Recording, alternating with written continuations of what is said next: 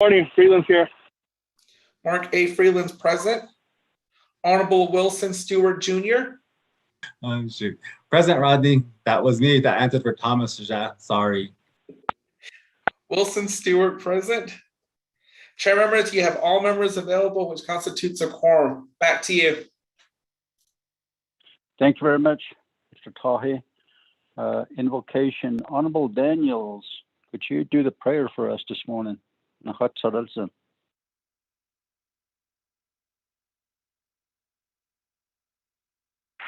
morning, Mr. Chair.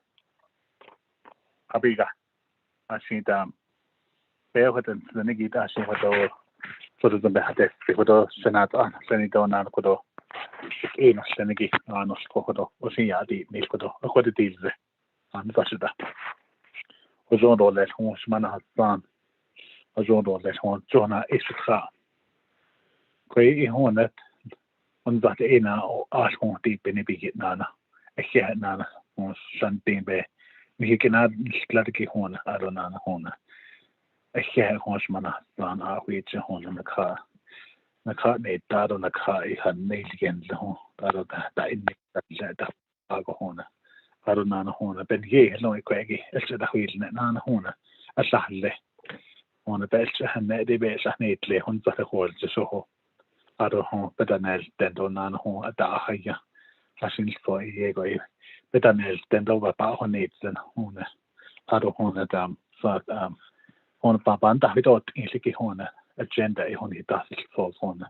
Zunago Hona, Banyadis, Keton Zuno a bandit, Ilon Zunaiba had the cotton legend, Zunon Hinan should eat Yelahona soda, let's want to get an Sani Hona.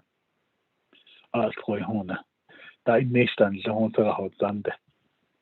Executive branch, Shanalaba in Nish. Never Nation President, Adoshan Ash.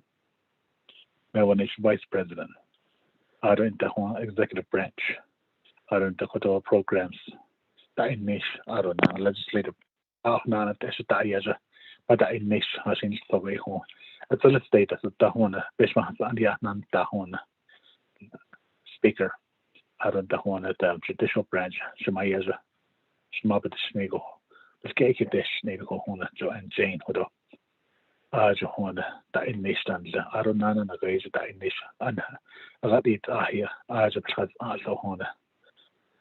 Miss McCall, Madam A.G., I just don't know, Hodo, Hashins go, I got it here, stays in the city, so Shabbat, my son, or Leslie Johona, out about the Hona, but for Kevin Nalakeda, she has the Hona, is the dash for Hona.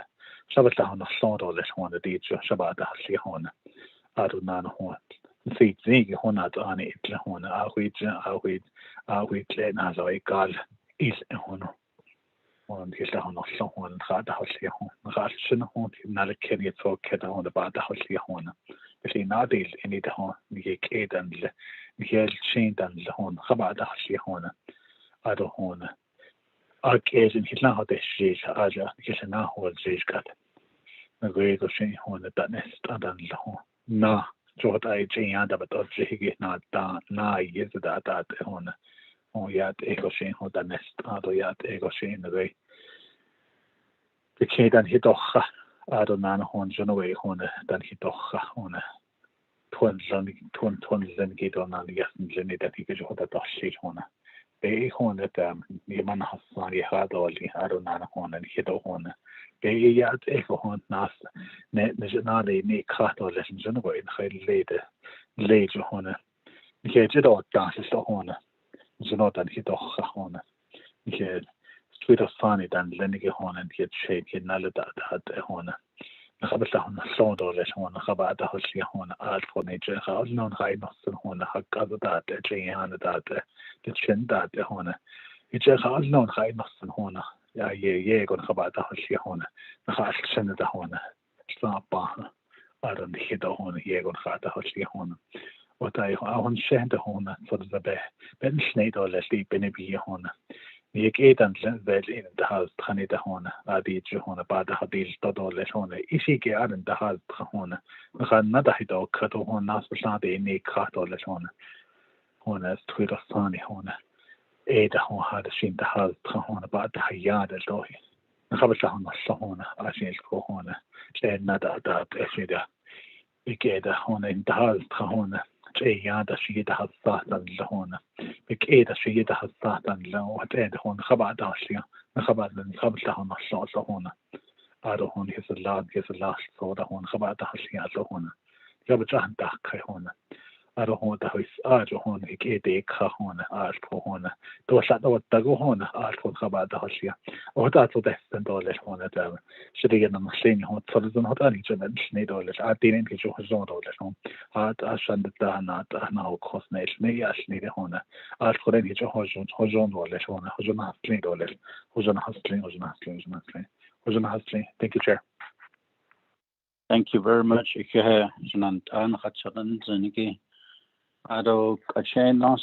We'll move over to announcements. Mr. Tahi, do you have any announcements for us? Chair member of RDC, this is the announcement. This is the schedule for the upcoming couple of weeks. On Monday, October 4th, we have an RDC leadership meeting on business site lease. On the 6th, we have a regular RDC meeting. On October 7th and 8th, we have a joint meeting, leadership meeting with CKP Insurance and BNF Committee in Scottsdale, Arizona. The following week on October 14th and 15th, we have a work session on the chapter official stipends at Twin Arrows Casino and Resort in Flagstaff. The following week, you have the 24th Navajo Nation Fall Council session. Chair, that's my announcements for RDC. Back to you. Thank you very much, Mr. Tahi. Honorable members of RDC, do you have any announcements? Mr. Chair, this is Delegate Daniels. Honorable Daniels, go ahead. Thank you, Mr. Chair. I did the question at Senegi Koda colleagues. I did that his staff, so Kodo, Kohona. Nagata or San his husband, or Lesakona Gatam, Nagis Kandan Donan at Dana. I became at the show a Nakitchen Shla. Nagakota has adequate number. That in this, what the Hasin for a Kodona business stage for the great Marma Valley. A Kodona Great Monday at the executive branch. They had their division directors meeting here at Goulding's. That they toured the property that it is Econageba Wandona that Zagida at the Nash Eco. Arunana yesterday, a Navajo Nation Enterprises. Quite a Nahas, Kaido after a Lanasi, Nana. We toured the property. So again, with Arunan in the afternoon, we met with the Arts Co. The View restaurant in Michigan. Ada Kodo Hashin Public House Nago. A Copen Yehiki Kodonagate, the acquisition of Goulding's property. So a Sibin Kodonagate as a kitchen, as a house Lego, Arunan and the Gata. Last week, I got the Twin Arrows, the Ishafi clean, so I even yet. So, next week or 2 weeks, so that's a great 24th Navajo Nation Council, 18 not the Kaito, the Kohanche scheduled later, she does, and a great speaker. So, you don't his husband or less Kodo. But it was for those Sundays, husband or less at the local level with the Navajo Nation government. So, thank you, Mr. Chair. Thank you, Honorable Daniels, for being out there on behalf of RDC, representing the committee, and appreciate the work you do out there for the whole Navajo Nation and your communities and chapters. So, and also, thank you, Honorable Key Allen Begay Jr. Yateho Aja Atina Nash Eliala Nave Cottonwood Do Qui Naho Constion Hasagi, a new road out there. So I'm glad that you're out there doing the work for the people of the Navajo Nation and the community there. So there'll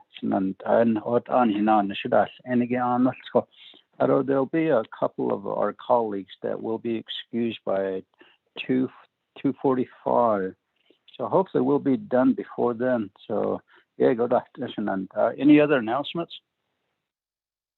Chairman, Honorable Freeland. Chairman, good morning, colleagues, Resource Development Committee members, although staff, our legislative staff, good morning. Hello, everyone listening. This afternoon at Navajo Technical University in Crown Point, the New Mexico Citizens Redistricting Committee will be on the Navajo Nation. This is a very important discussion related to redistricting in McKinley and possibly as well as San Juan, portions of San Juan County. It affects our area, affects my area.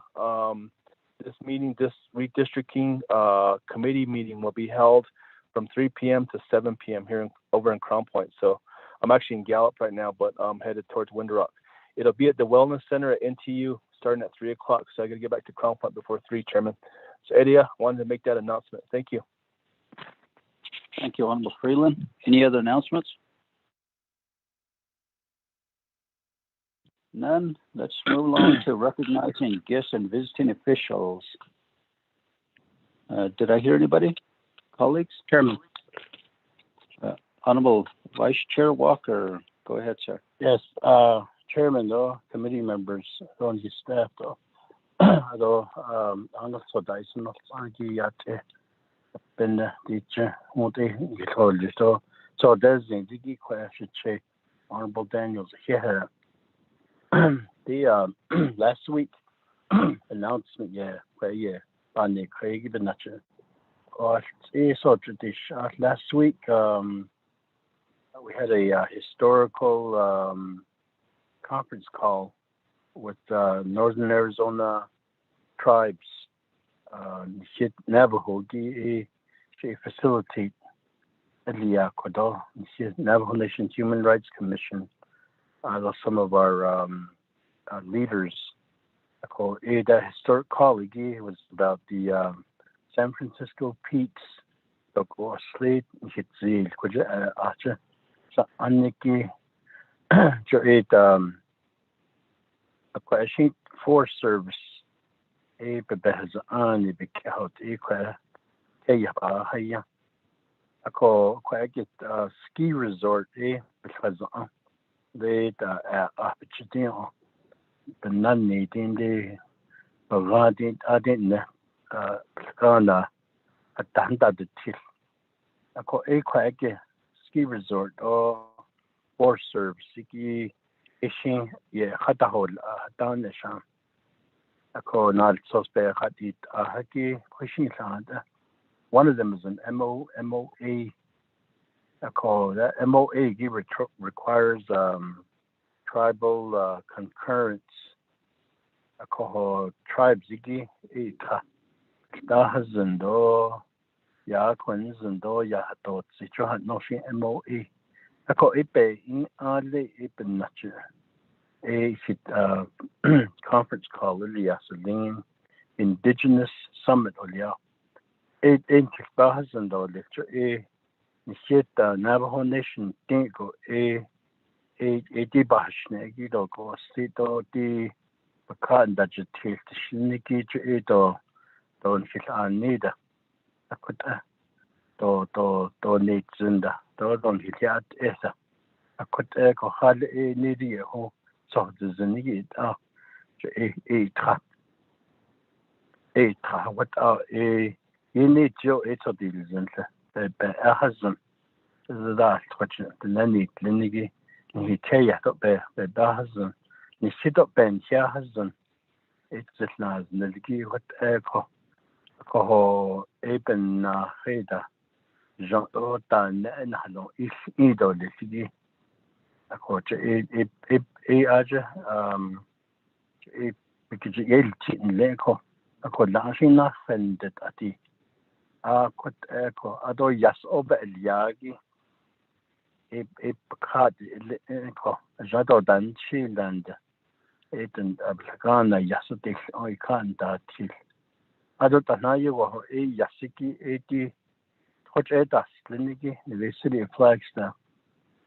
A adding Tohoki Epe Yasil Hot Edas, Lina could not there the judo. So I need a Akot ego.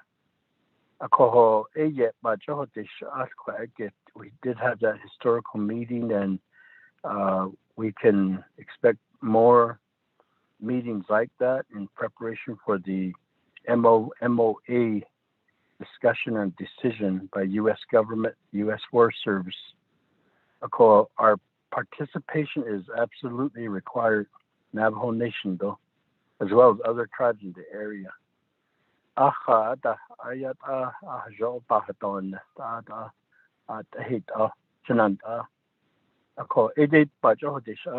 Thank you, Chairman.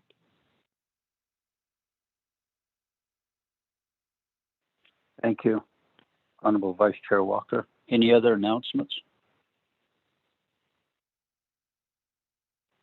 Then, yeah. Chairman Kell, Honorable Begay, go ahead. Chairman, good morning. Shantat, my colleague on the RDC, a meeting, regular meeting. Just two announcements, with the effort by RDC support, helping our local community. Donated two roads that were in completion.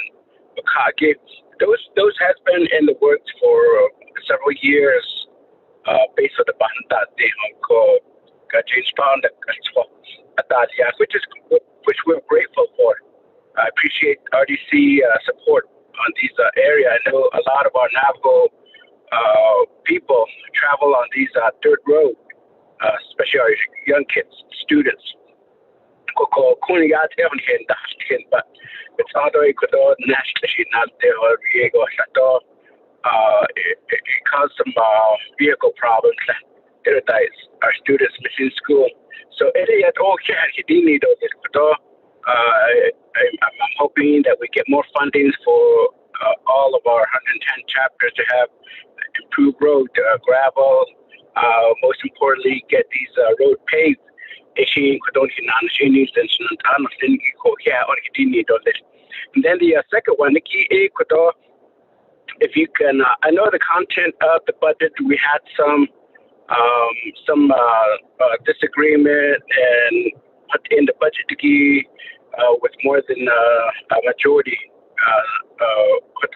pass the budget to give 2022. So I don't know if it's been done, but in a way, it's very and I guess that's the time when the president was going to be in my area. So I guess they decided to go ahead and sign the budget into law in the community of our mini farms. So that's what I'm grateful for. But it doesn't really mean that, however, we had disagreement within the budget doesn't mean that I've supported it. But I mean, that's how things goes of getting these budget moving forward. So something to be grateful for my community, especially on one of that road, Ibakai, specifically on that road. I get a budget signed into law. I witnessed it, and it was something interesting. So of the 4 terms that I've been in, I mean, this is the first time I've seen it, that I've seen that budget signed into law right there in front of me and in my community. So anyway, so that was the reason why I was a part of some of the meeting during the Tuesday or Wednesday signed this. So about Chairman, Thank you very much, Honorable Begay. Honorable colleagues, any other announcements? Yeah. Thank you for your public service to your communities and the great Navajo Nation. If there's no announcements, let's move down to number 2, introductions.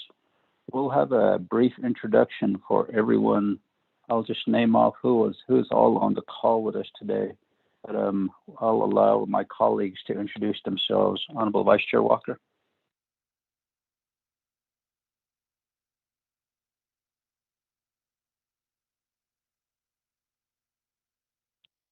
Honorable Vice Chair Walker. press star six. So, can you hear me, Chair? Yes, go ahead. Okay. So,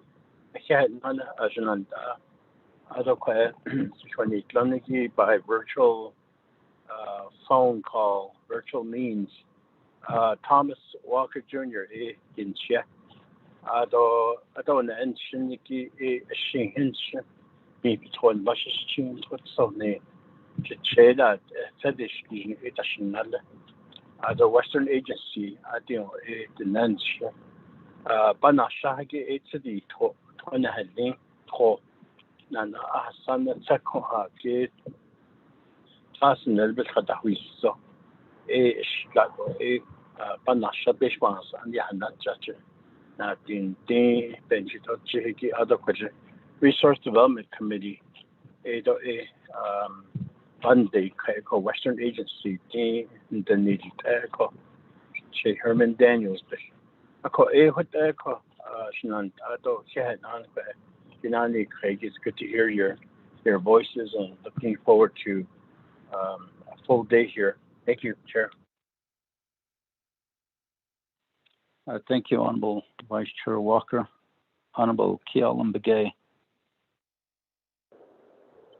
Chairman, nano le kudo shadache ado hanwani nanstong ki ani da se abetani da se che this chini da se nale ko sla plana le patha shaki ejtes ada beso deski touchy sazane sasakates Aronas to da ke hazana kai kudo shanda le patha sha kodit ahiche das in the Chairman.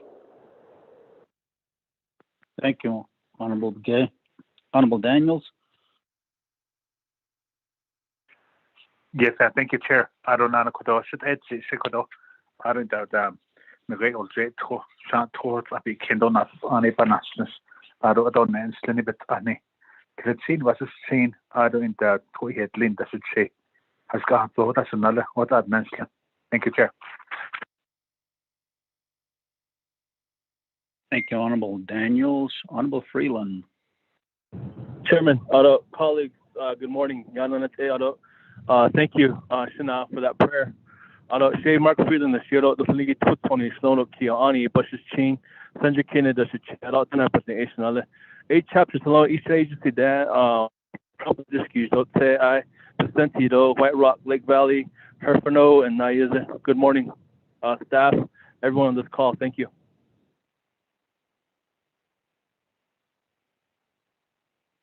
Thank you, Honorable Stewart. Good morning, Shemai. Chairman Nez, Aroshaja, Vice Chair Walker, Aroshanai, Do Shamaja, Aro, Tahi for Yapti. Aro is not on this morning, he's from Hanagi this morning for our regular RDC meeting. Aros for Yat Shadoja Wilson, C Strip Junior Age, yeah, so puts on the age, then I was educating the Bushes Chin, catching the Shaper, being the 20 Dashanella. Aro could also tell question that door could open base rock and tell Tobek at cheap once only jade without deals in low K and then again. But had the shot around the 45th agency representation for Resource Development Committee. Consultation. Thank you, Honorable Stewart. She Rick Nosing, she hung with London, Slow, Zay Twitchin, Bushes Chain, some happens in the shade, okay, on it, I should not have eyed and enchlan. Was Tago chapters, one ocean, she gave you a hog back. San Juan and his upper fruit and Burnham and Newcomb. Welcome, everybody. Let's go to RDC staff. Ms. Begay. Mr. Chair and members of the Resource Development Committee, good morning. Although thank you for the prayer that was done this morning. Shami Begay and Shado Lay Sawmill, Arizona, Danquinasha.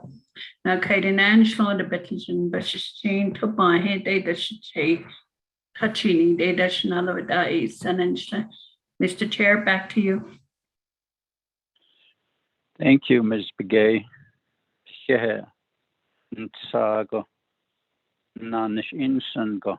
This is probably your last RDC regular meeting. So we would like to, on behalf of RDCs, say thank you very much for the work that you have done. The work that you have done has made the Navajo Nation and the government most likely a better place for the organizations that you've worked with as well. We appreciate your advisements, your recommendations, and everything that you have helped us with. We value that. Ms. Begay, may you and your family be blessed by our Heavenly Father. Thank you, Ms. Begay. Mr. Tahi. Thank you, Chairman, and everyone else. Thank you. You're welcome. Mr. Tahi. Good morning, Chair, members of RDC, and our guests online. My name is Rodney Tahi. I'm Kia'ani and Senja Kene. I'm originally from Steamboat, Arizona. And I too like to offer my thanks and gratitude for Shami Begay and her willingness to have me shadow her while I take over as the new RDC advisor. I greatly appreciate it. Thank you so much for your service, Shami. Back to you, Chair. Thank you, Mr. Tahi. Ms. Woody? Good morning, Chair and RDC members. Shea Teresa Woody at Ayin Chiato Tapahan Shore Bethlehem of Bashichin. Kiani Dashito Tinajaneta Chanela. I would all a yan le we then go steamboat then other in the sha. Though a ya Sagahotan the National Resources and Development Committee able to dash.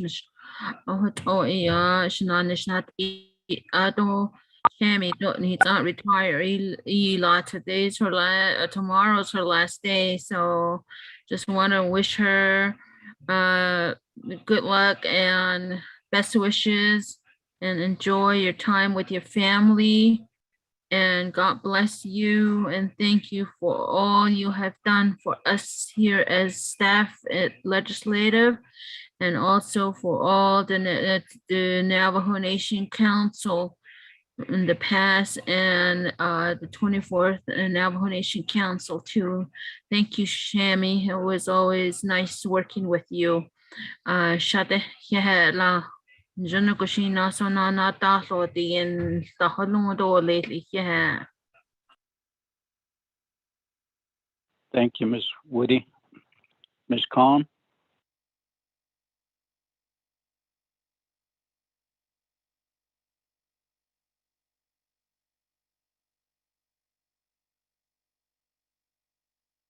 Okay, Speaker's Office, Ms. Yako. Mr. Chair, I was finally able to get on. Thank you. This is Yad Edana for Mariana Khan. Good morning, one and all. Yad Edana.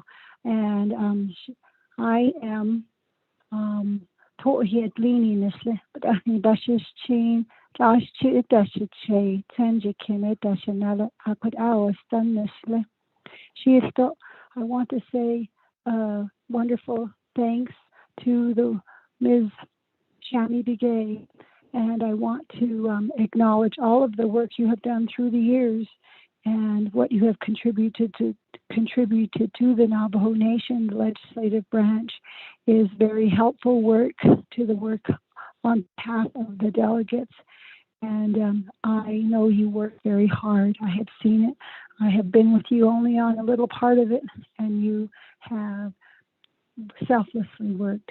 I am also want to express that you have a wonderful time with your family, and that I know you will continue to work for the Navajo people wherever you are. Thank you again, Shadeja. Thank you. I am on mute now. Thank you. Our Speaker's Office, Ms. Yako. Good morning. Good morning, RDC members and Chairman Nez. Thank you.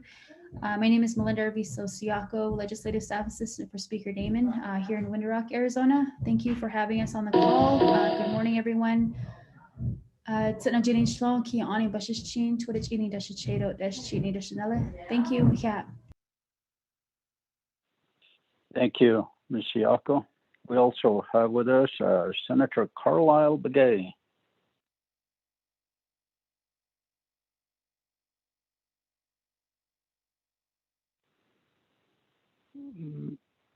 Senator Begay, press star 6 to unmute. Good morning, Chairman. My apologies. Good morning, Chairman Nez, honorable members of the Resources and Development Committee and staff. Happy to be on the line here this morning. Just wanted to say thank you to Shami Begay as well. It truly was an honor to work with Ms. Begay and all the tireless hours of work that she's done on behalf of the Navajo people, and wish her well, and just wanted to acknowledge all the things that she's done for me and for the committee. Go ahead. Thank you, Senator Begay. We also have with us Regional Director of BIA, Mr. Mahoja. Thank you, Chairman. Good morning, Chairman Nez and members of the committee. Thank you for having us on today. And Ms. Shami Begay, I wish you well in the future. I'm sorry that we didn't get to work together for very long. It's clear that you are a valuable resource and have done great work for the committee and for the tribe. So best of luck to you in the future. I hope our paths cross again. I have with me also on the call Ms. Cheryl Curley, my tribal government officer. We are not on the agenda, but we're here to listen and learn and hear updates and issues that the committee presents.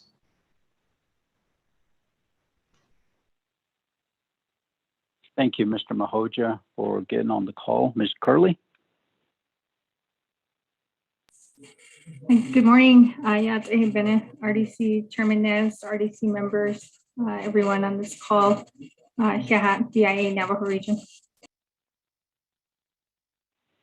Thank you, Ms. Curley. Mr. Mahoja, you have a really good employee over there of Ms. Curley, always willing to help and assist in any area possible, providing information to us, even with the previous regional directors, sir. Thank you. Thank you, Chairman Nez. Dr. Yellowman.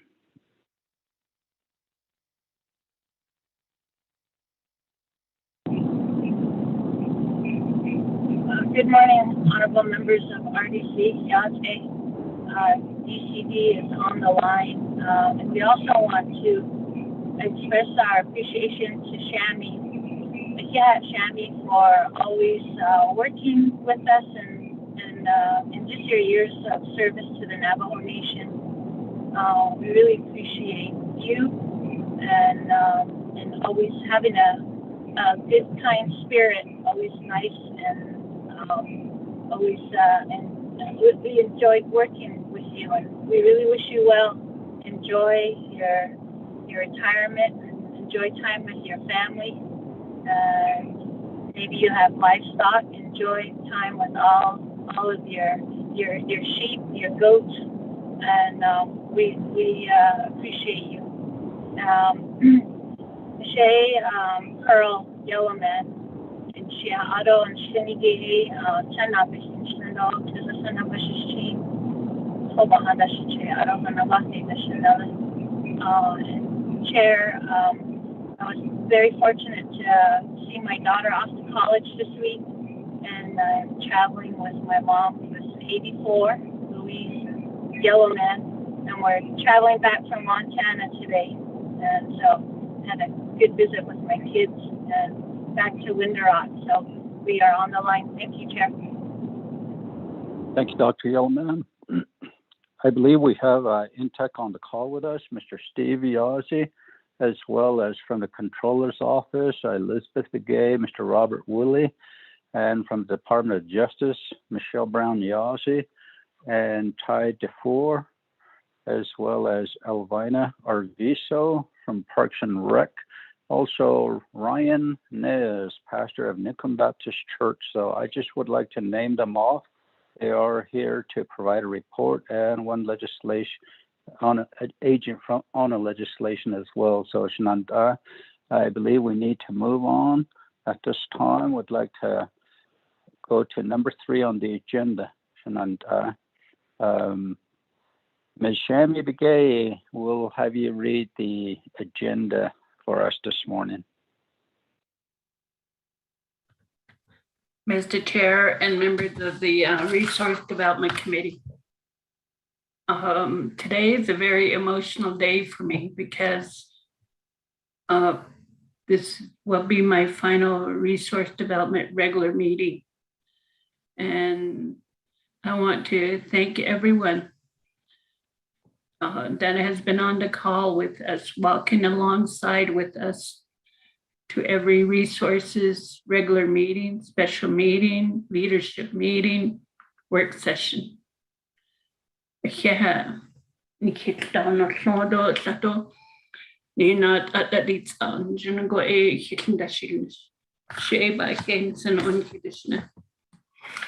that, I want to read the Resource Development Committee regular meeting agenda into the record. Resource Development Committee of the 24th Navajo Nation Council regular meeting, Wednesday, September 29th, 2021, 10 a.m. Revised proposed agenda. Presiding, Honorable Ricky Nash, Chairperson, Honorable Thomas Walker Jr., Vice Chairperson. Location via telecom communication.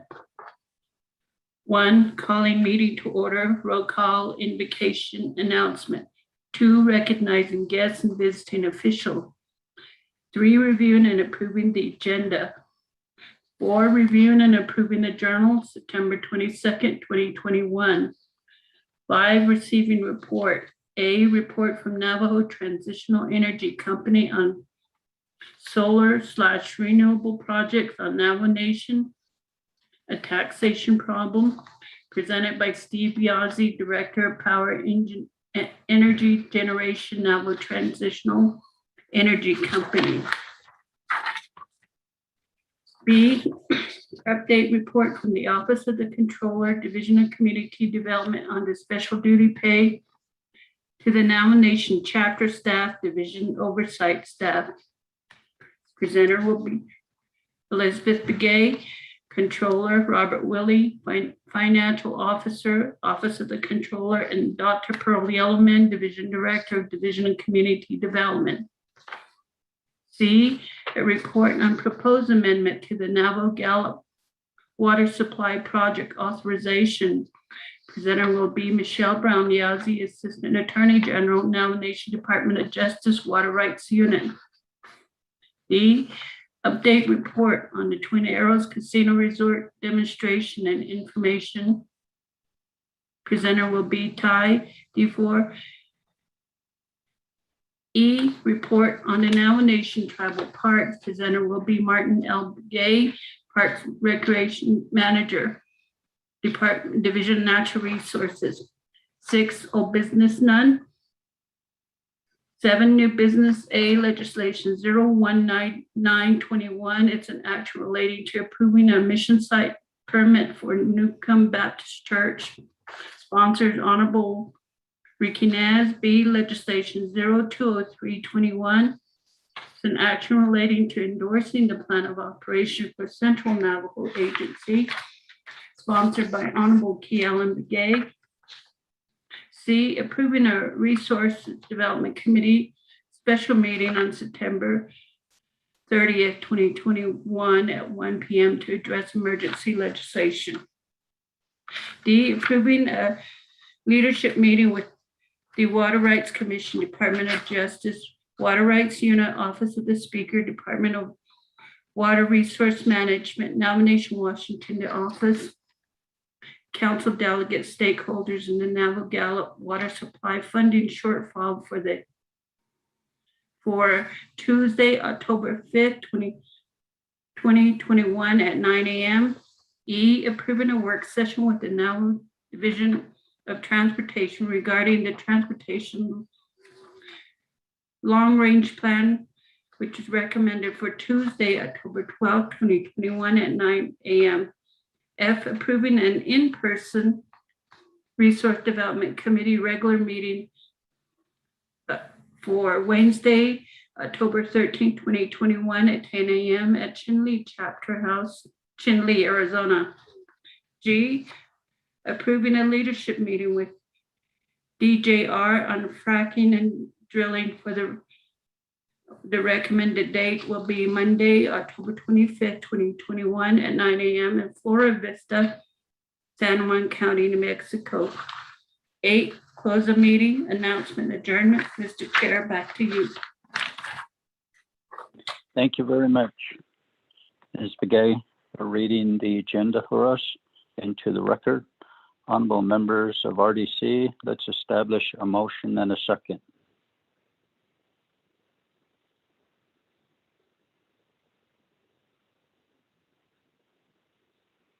Motion.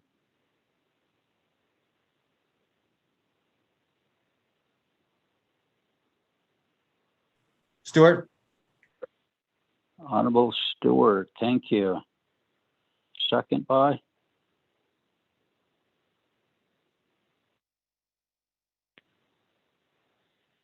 Second.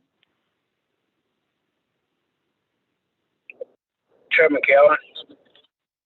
Honorable Begay, thank you very much. Shananta. I believe there's a request for a consent agenda that we can do. Ms. Khan, are you on the call? Yes, Mr. Chair. Yes, Mr. Chair, I am here.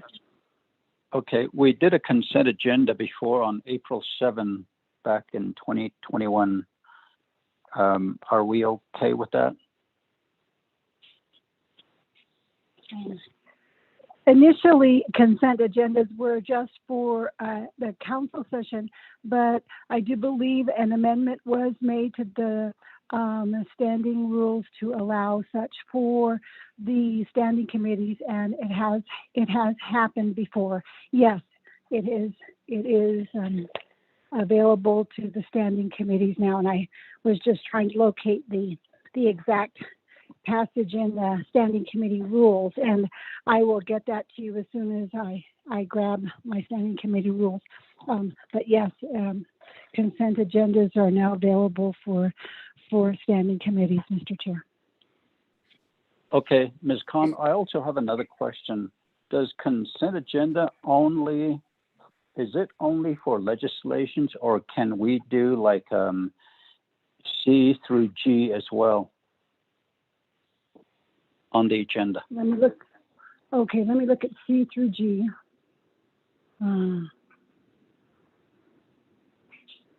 It's just meetings, approval? Yes.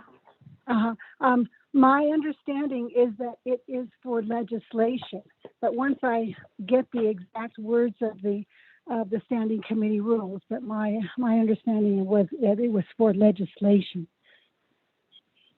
Okay, we'll just do legislations then. Okay. Honorable members of RDC. Mr. Chair, Daniels. Honorable Daniels. Yes, thank you, Mr. Chair.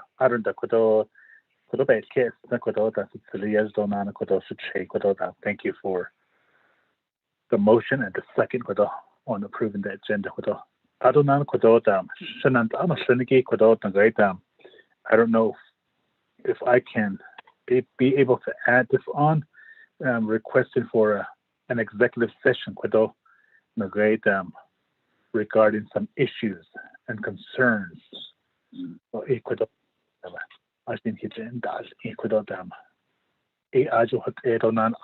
Under reports, Navajo Transitional Energy Company. I'm pretty sure that there's going to be a lot of questions. It's going to take some time, and it's going to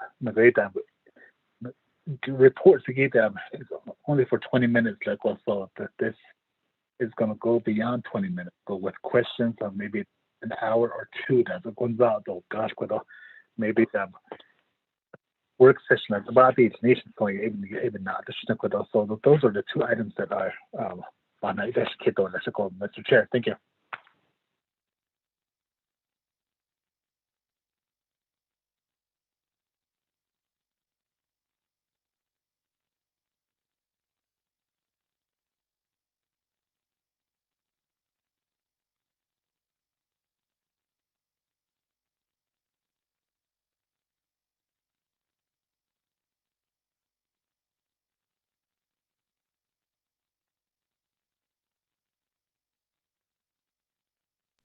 Chairman Naz, this is Shammy.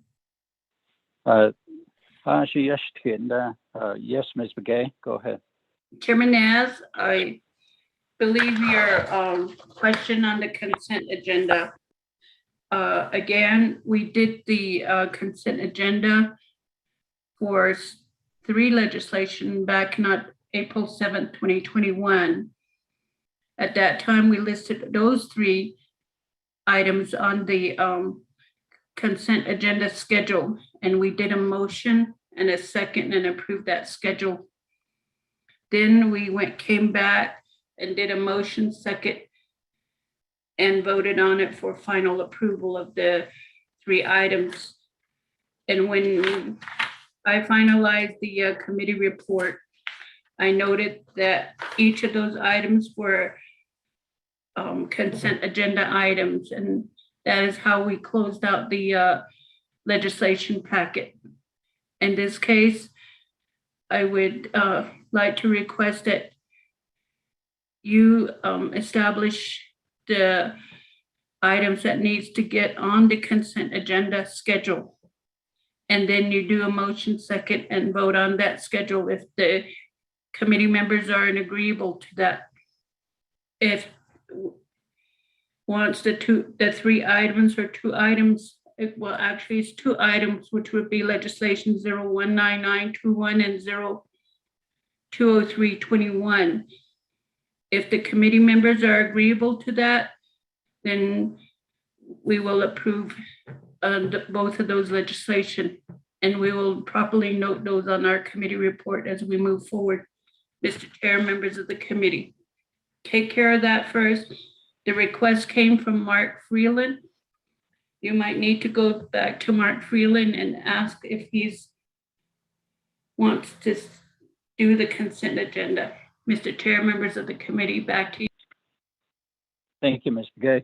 Honorable Freeland, would you consider a consent agenda for this morning's RDC meeting on legislations A and B under new business? Honorable Freeland? Yes, Chairman. Okay, do you motion? Motion. Could you state which legislations, Honorable Freeland? There's 2 on the agenda.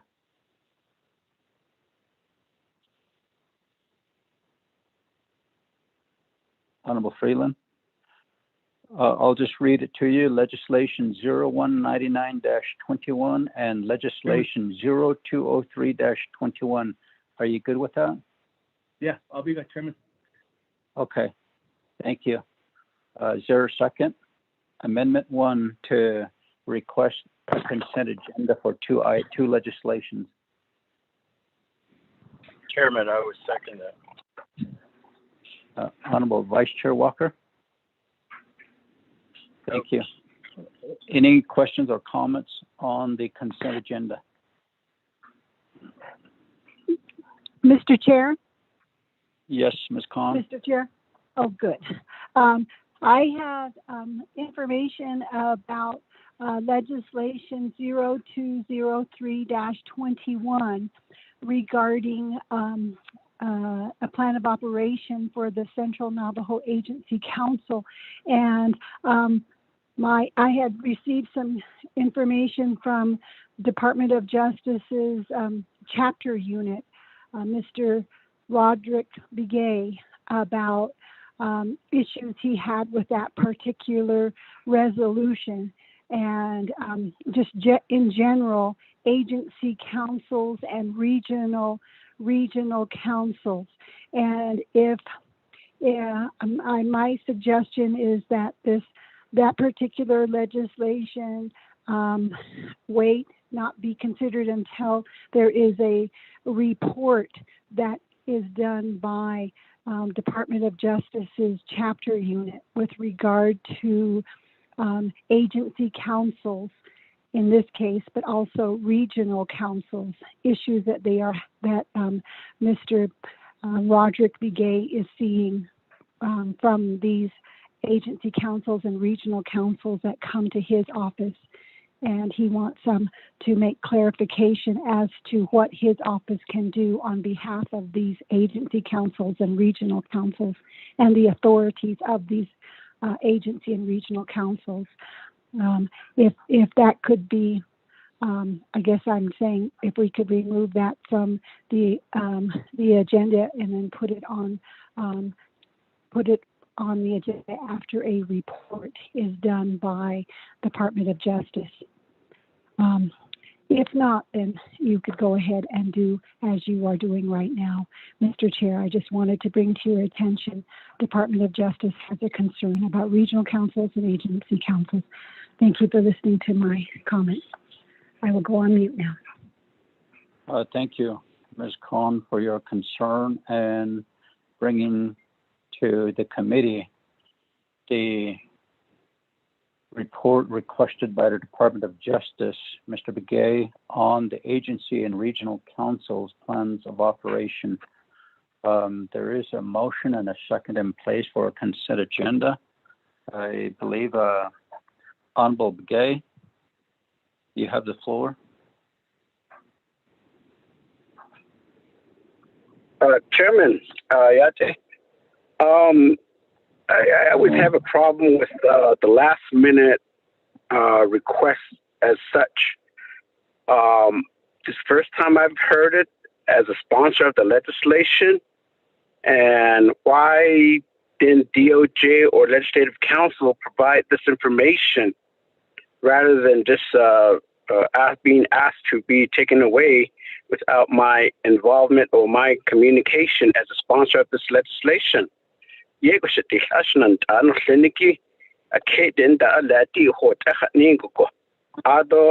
know if there's any comment that was made during the 5-day comment period. Maybe we get a clarification from our Department of Justice or our Legislative Council. When is the time that DOJ and Legislative Council says that they're officially intervened to say that this can't be done? I mean, I thought that's the purpose of sponsoring the legislation, to get things in order. And I believe another agency already has a kind of operation in place. I mean, legislation. I always been told that get information from the program, get information from, make sure they're okay with it, make sure. And I believe that this particular legislation had gone through that process. Now,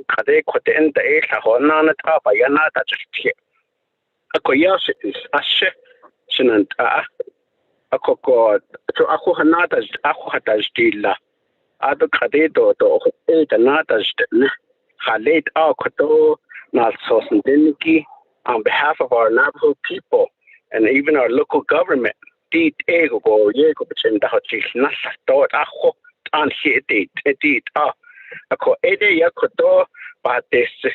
I'd like to move forward with this legislation as a sponsor of this legislation. Chairman, that's my request. Thank you, Honorable Begay. Mr. Tahi, could you state for the record how many comments were submitted to this during the 5-day comment period? The chair member of RDC, there was only one comment that was submitted. This legislation was posted on September 21st, 2021 at 5 p.m. and the 5-day comment period ended on September 26, 2021. Again, there was only one comment supporting this legislation, and that comment came from Dr. Rosa Jumbo Fitch, There was no comments opposing this legislation. There was no comments or recommendations to this legislation. Back to you, Chair. Thank you, Mr. Tahi, for that. There is a motion and a second by Honorable Freeland and Honorable Walker. Honorable Freeland, do you wish to keep the two together on consent agenda as requested by Honorable Begay? Yes, that's fine. Abiga, Chairman. Thank you. Honorable Vice Chair Walker? Chair, yes, I concur. Okay, thank you for that. So the motioning party and second are agreeable to keeping it on consent agenda. So we'll go ahead and move forward with it. Any other comments or questions, colleagues? None? Yes, sir, Mr. Speaker. This is Pastor Ryan Nez, agent for the legislation 0199-21. Mr. Nez, just hold on one moment. If we need to get to you, we'll get to you. So just hold on. Thank you. Honorable colleagues, any other comments or questions on the consent agenda? None. Honorable Vice Chair Walker, how do you vote? Chairman, I vote green. Honorable Begay? Chairman, Delegate Kelvin Jr. votes green. Thank you. Honorable Daniels? Green. Thank you. Honorable Freeland? Green. Thank you. Honorable Stewart? Green. We have a vote of 5 in favor, 0 opposed, chair not voting, motion carries for Amendment 1 to do consent agenda under new business legislation 0199-21 and legislation 0203-21. Thank you for that. Let me go back to the main motion. There was a request by Honorable Herman Daniels, and his request is Chairman that Naz, he wanted to have Chairman Naz, excuse me, this is Shami. With that motion and second, you established the consent agenda schedule with the consent that you're going to approve legislation 0199-21 and legislation 0203-21. So now you need to do a main motion to approve those two items on the consent agenda to move forward. Then you can go back to your agenda, main motion, Chair. Ms. Begay? So we go ahead and vote on the two legislations now without approving the agenda? Oh, my apologies, Chair. I thought you had approved the main motion.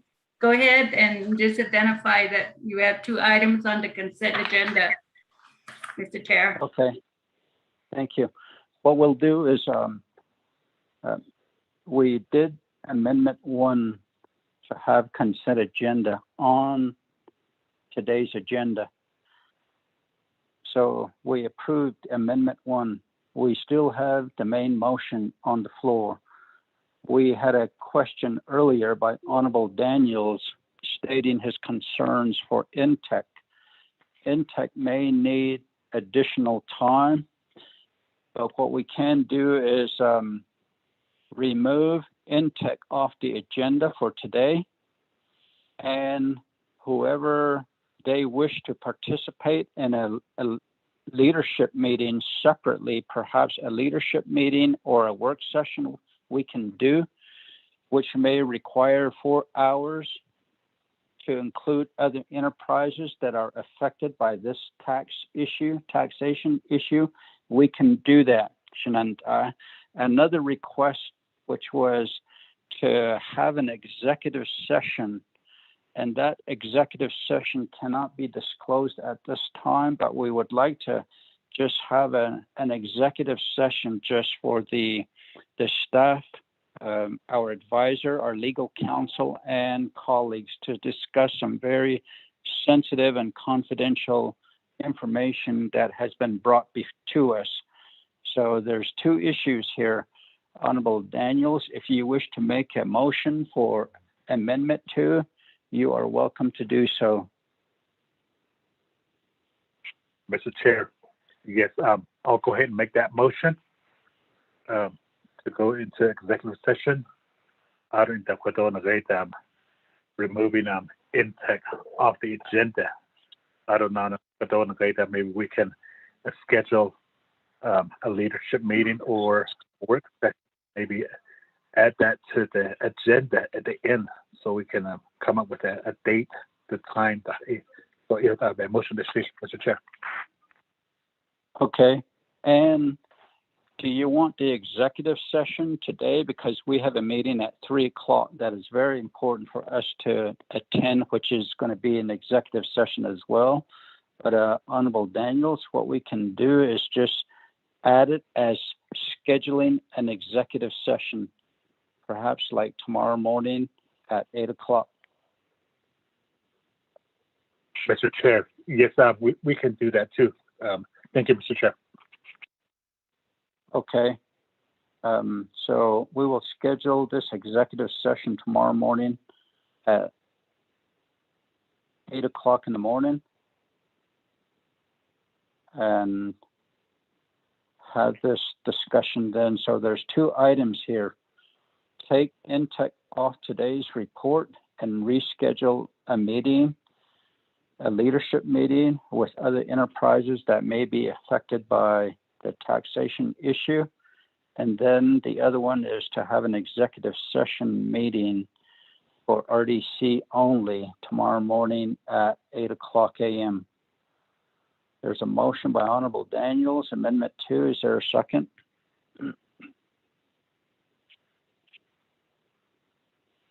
Second.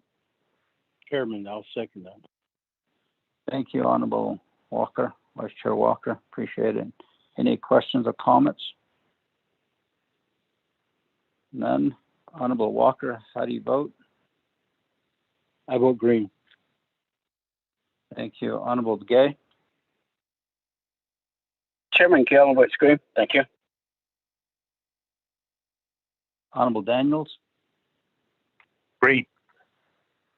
Honorable Freeland? Honorable Stewart? Green. Honorable Freeland? Chairman, green.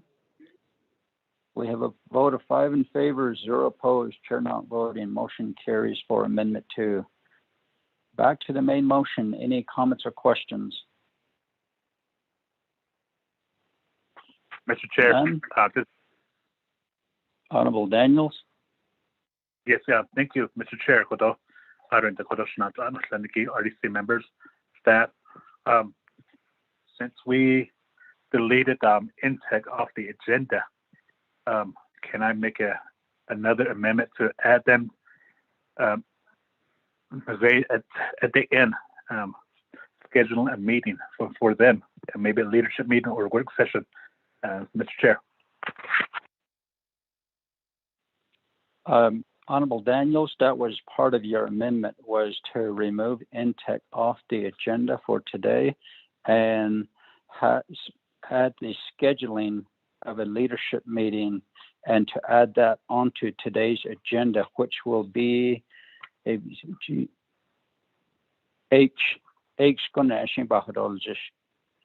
schedule that leadership meeting with Intech. So that was your motion when you stated that. I apologize if I didn't say that clearly, but we will add the scheduling of Intech's meeting as well as other enterprises affected by the taxation issue is what we stated. So when we get to that H, then we will decide what day is available, Honorable Daniels. Yes, thank you, Mr. Chair, because I had too much coffee this morning. It's okay. I understand Starbucks is having free coffee today too. So yeah, back to the main motion, and there just needs to be a couple of minor corrections to the agenda. Under C, It says September 30th. It's supposed to be 11 o'clock a.m. And then G, the date will change from Monday to Tuesday, October 26th. So when we get to those two, we will make those corrections at that time. Okay. Any other comments or questions? None? Honorable Vice Chair Walker, how do you vote on the main motion? Chairman, I vote green. Honorable Begay?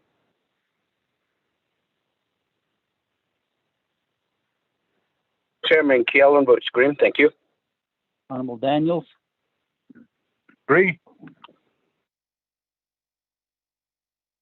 Honorable Freeland?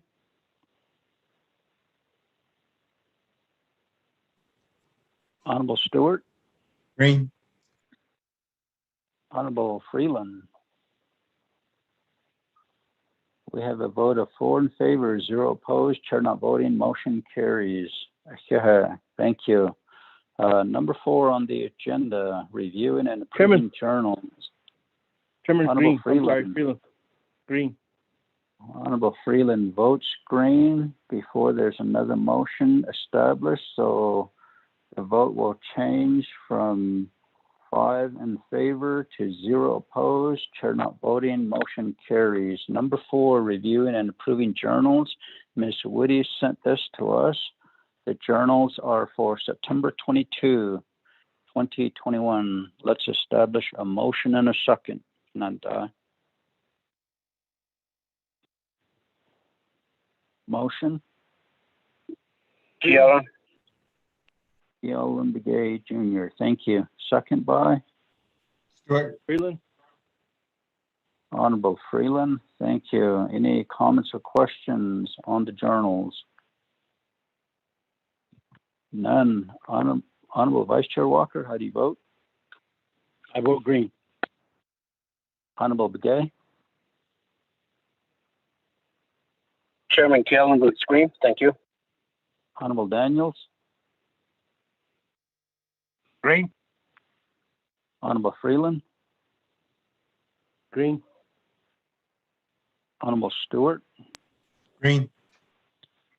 We have a vote of 5 in favor, 0 opposed, chair not voting. Motion carries. None. Now we'll go to consent agenda on legislation 0199-21 and legislation 0203-21. I'd like to establish a motion and a second for consent agenda for those 2 items. Motion, Stewart. Honorable Stewart, second by I'll second that. Honorable Vice Chair Walker. Thank you. Okay, let's put it to a vote. Honorable Vice Chair Walker. I vote How do you green. vote? Honorable Begay. Chairman Keelan votes green. Thank you. Honorable Daniels. Green. Honorable Freeland. Green. Honorable Stewart. Green. We have a vote of 5 in favor, 0 opposed, chair not voting. Motion carries for the consent agenda under new business. None. We go back to receiving reports. I would like to ask my committee members, Nanda Finnegy, to establish a motion to suspend the floor rules so we can complete new business and approve, especially C, we need to approve this special meeting for tomorrow morning. So if we could motion to suspend the floor rules. Motion. This is Freeland. Daniel. Honorable Daniels, second by Honorable Freeland. Any questions? None. Honorable Vice Chair Walker, how do you vote, sir? I vote green. Thank you. Honorable Begay, Chairman Kellen votes green. Thank you. Honorable Daniels, Green. Honorable Freeland, Green. Honorable Stewart. Green. Thank you. We have a vote of 5 in favor, 0 opposed, chair not voting, motion carries. Shananta. We'll go to C under new business. Approving a Resource and Development Committee special meeting for Thursday, September 30, 2021 at 11 a.m. to address an emergency, to address the legislation. It's not an emergency legislation, Shananta, but on there's an emergency deadline by tomorrow that needs to be approved, that needs to go through Navigieti as well. So we'd like to establish a motion and a second. That the date on it says 1 p.m., so we can correct that to 11 a.m. Motion. Honorable Freeland, thank you. Second. Stewart. Honorable Stewart, any questions? None. Honorable Vice Chair Walker, how do you vote? Chairman, I vote green. Honorable Begay, Chairman Kellen votes green. Thank you. Honorable Daniels, Green. Honorable Freeland, Green. Honorable Stewart. Green. We have a vote of 5 in favor, 0 opposed, chair not voting. Motion carries. We'll have this meeting tomorrow morning at 11 o'clock a.m. It's been posted as well. D, approving a leadership meeting with the Water Rights Commission, Department of Justice Water Rights Unit, Office of the Speaker, Department of Water Management, Navajo Nation, Washington, D.C. office, and council delegate stakeholders on the Navajo Gallup Water Supply funding shortfall, the project. The recommended date is October 5th, 9 a.m. I'd like to have a motion and a second. Motion, Stewart. Thank you. Second. Second. Freeland. Honorable Freeland, thank you. Any comments, questions? Mr. Tahi, the date is correct, right? The chair members of RDC, yes, the date is correct. It's Tuesday, October 5th at 9 a.m. Thank you. We'll go ahead and put it to a vote. Honorable Vice Chair Walker, how do you vote? Chairman, I vote green. Thank you. Honorable Begay, Chairman Kellen votes green. Thank you. Honorable Daniels, Green. Honorable Freeland, Green. Honorable Stewart. Green. Thank you. We have a vote of 5 in favor, 0 opposed. Chair not voting, motion carries. E, approving a work session with the Navajo Division of Transportation regarding the transportation long-range plan. Recommended date is Tuesday, October 12 at 9 a.m. Mr. Tahi, the date and time is correct, right? Chair members of RDC, yes, the date and time is correct for our Tuesday, October 12th, 2021 at 9 a.m. Thank you. Honorable members of RDC, let's establish a motion and a second. Chairman, I motion. Thank you, Vice Chair Walker. Second by? Stewart. Honorable Stewart. Any comments, questions? None. Honorable Vice Chair Walker, how do you vote? Green. Honorable Begay, Chairman Kellen votes green. Thank you. Honorable Daniels, Green. Honorable Freeland,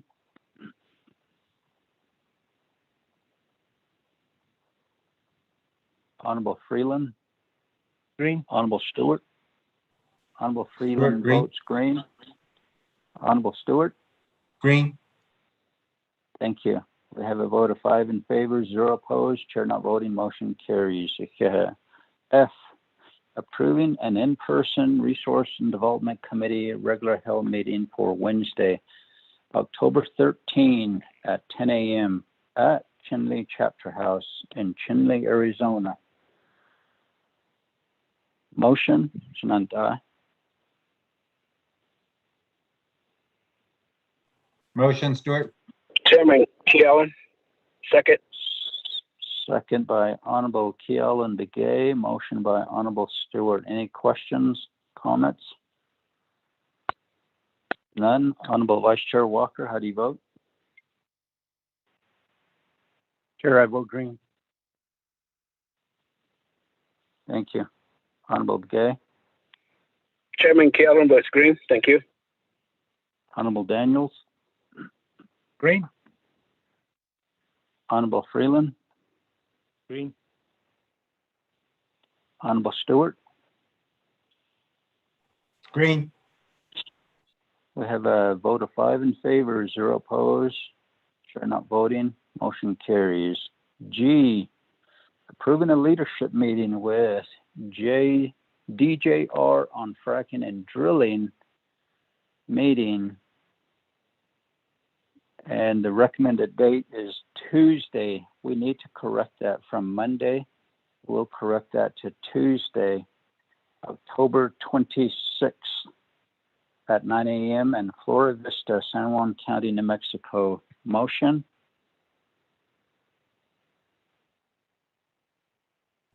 Freeland. Motion, Stewart. Honorable Freeland. Honorable Stewart, is it okay for you to second? That's fine, Chair. Thank you. Any comments, questions? Mr. Chair, None? this is Marianne Kahn. Mr. Chair? Ms. Khan? Yes. For clarity purposes, what does DJR stand for?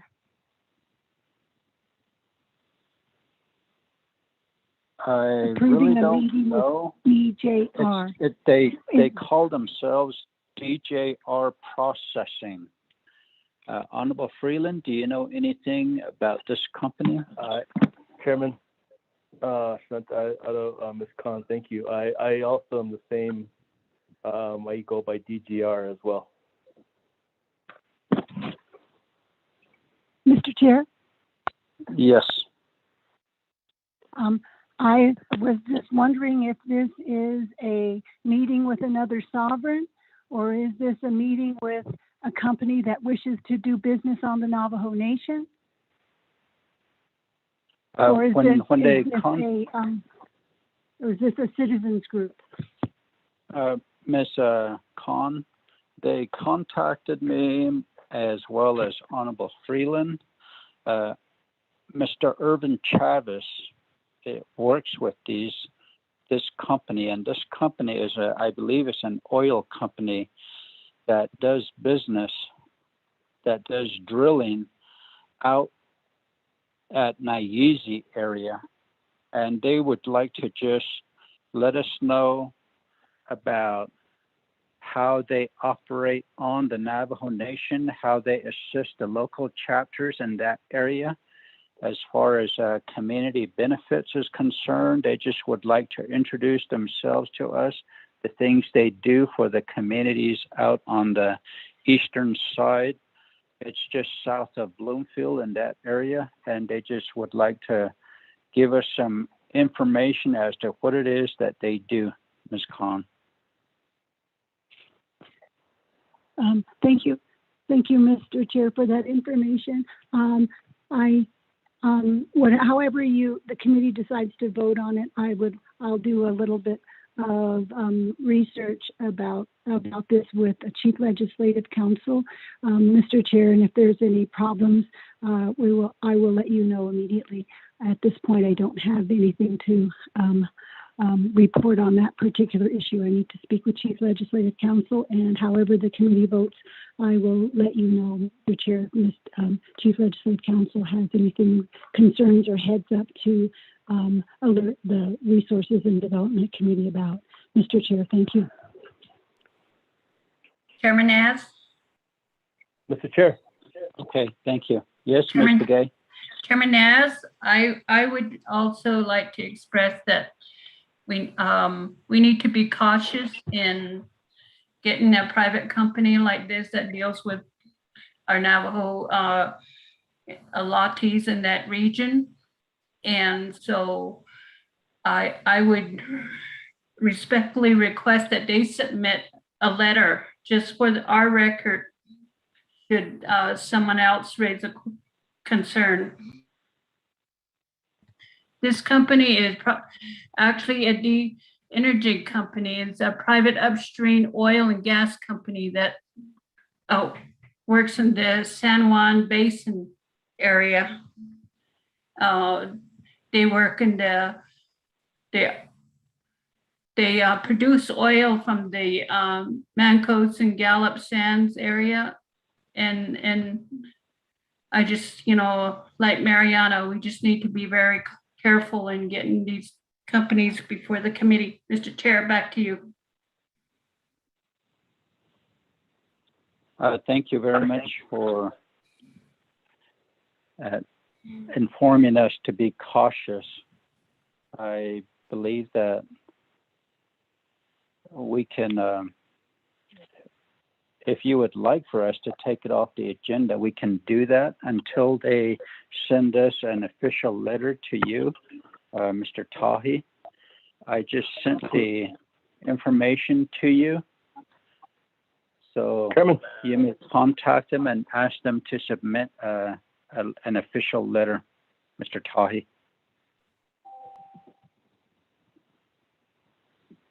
Honorable members of RDC, Honorable Daniels.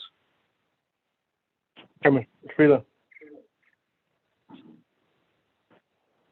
Mr. Chair, this is Daniel, my brother Freeland. Let me go to Honorable Freeland first. Chairman, Resource Development Committee members, staff, and sending you good morning, Inanna. I appreciate Ms. Khan and Ms. Begay's concerns, and definitely will take that into consideration. And I also appreciate Mr. Tahi reaching out to the company as well.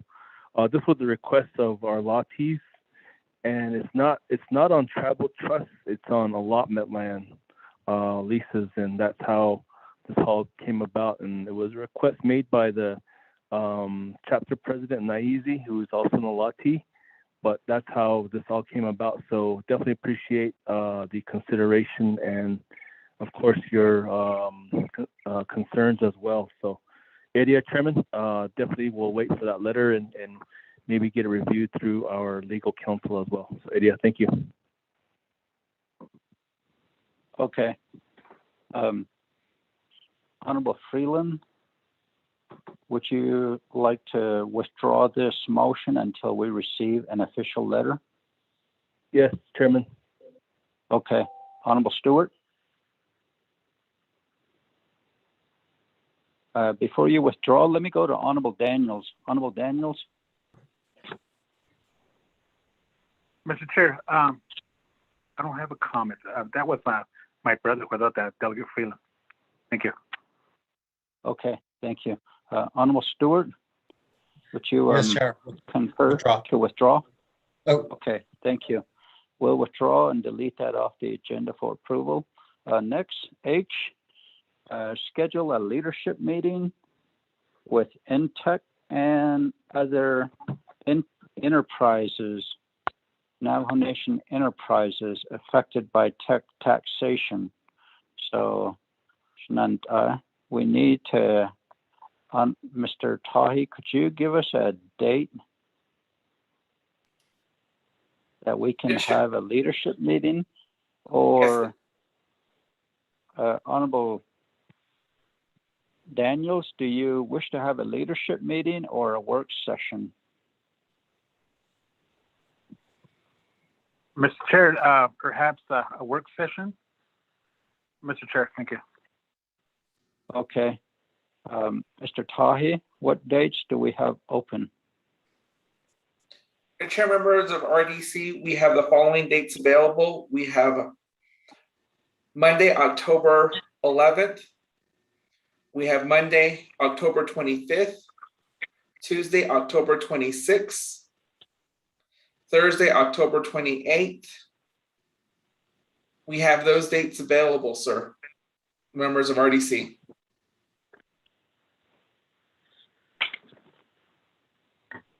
Thank you, Shananta. These dates, the 11th is Sovereignty Day, but which used to be Columbus Day, it's known as Sovereignty Day. And on that date, if you wish to have this meeting, we can. It's on a Monday, or the 25th, which is also on a Monday, the last week of October, or that Tuesday on the 26th is open. That Thursday, the 28th, is also open, Shananta. I believe that's when we have Navigiyati at 10 o'clock. So I believe what will work the best is probably the 25th.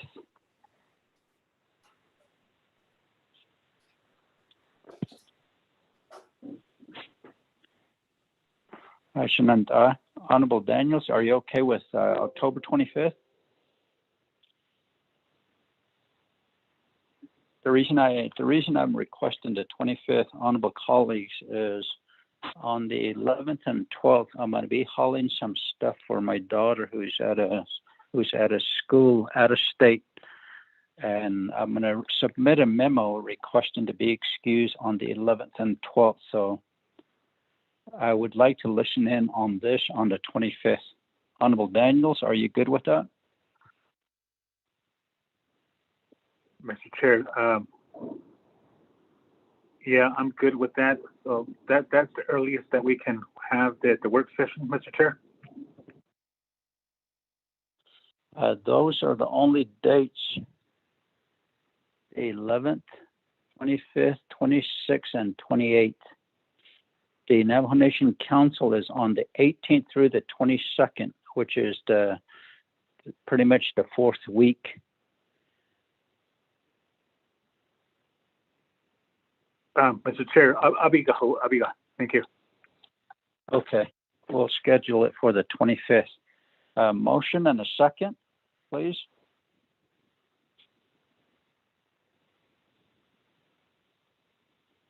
Motion, this is Daniel.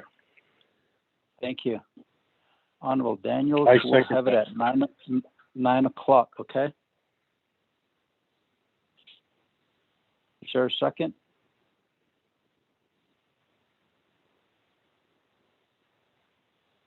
I second that, Julie. Who is this?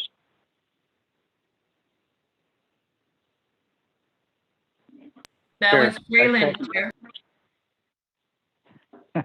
You're all speaking at once.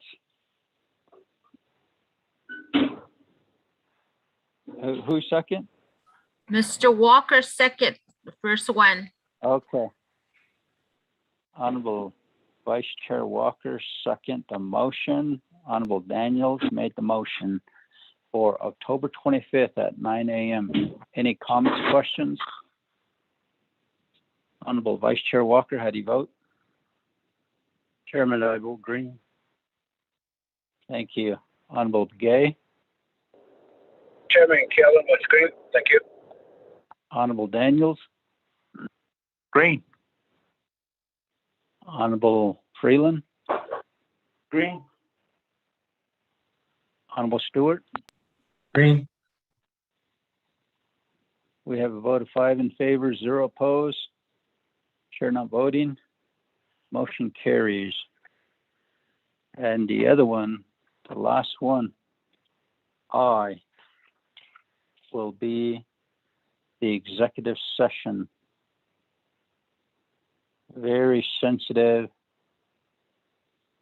and confidential information that will be disclosed, which we do not wish to disclose at this time. as soon as we can, which we said would be tomorrow morning at 8 o'clock, which is the 30th at 8 a.m. And motion and a second. Motion, Kellen. Honorable Begay, second by Freeland. And Freeland. Honorable Freeland. Any comments or questions? None. Honorable Vice Chair Walker, how do you vote? I vote green. Thank you.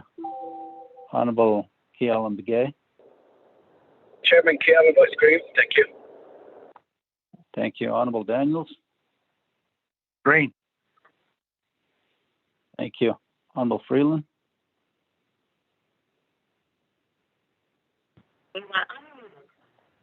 Green. Honorable Freeland. Thank you. Honorable Stewart. Green. Thank you. We have a vote of 5 in favor, 0 opposed, chair not voting. Motion carries. Okay, we'll be done with new business now and go back up to reports. And we deleted Intech, so we're on B, update report from the Office of the Controller, Division of Community Development on the special duty pay to the Navajo chapter's staff and division oversight staff. Presenter will be Ms. Elizabeth Begay from the Controller's Office, as well as Mr. Robert Willie and Dr. Yellowman from Division of Community Development. I believe Ms. Begay, Elizabeth Begay, are you on the call with us? Mr. Chair, this is actually Robert Willie. I'm here from the Office of the Controller. Okay, Mr. Willie, before you say or move forward on your presentation, let me just make a quick announcement for the people on the call with us. So everyone that's on the call, especially the 2 legislation agents, we approved the 2 legislations through consent agenda. Normally during consent agenda, it is approved just as it is without any discussion. So the 2 legislations were approved for your information. Thank you for joining us. Mr. Willie, you have the floor, sir.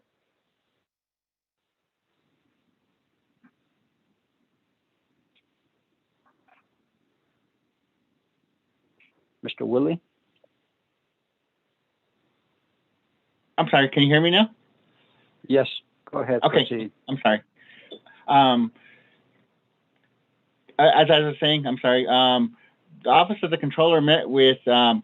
Yellowman and Sonlatsa Jim Martin and another staff member from DCD on this particular issue several weeks ago. We've worked through some of the issues as far as the majority of the employees. I believe that there are 5 of them that are still pending, and there's a few more that are some exceptions, and the staff at DCD is currently reviewing those and trying to work through those issues. But we have met with DCD. I'm not sure if Dr. Yellowman is on the line, but we're working with the department to try to get these through also. That's the update so far from the Controller's Office. Thank you, Mr. Chair, and members of the Resource and Development Committee. Thank you, Mr. Willie. Dr. Yellowman?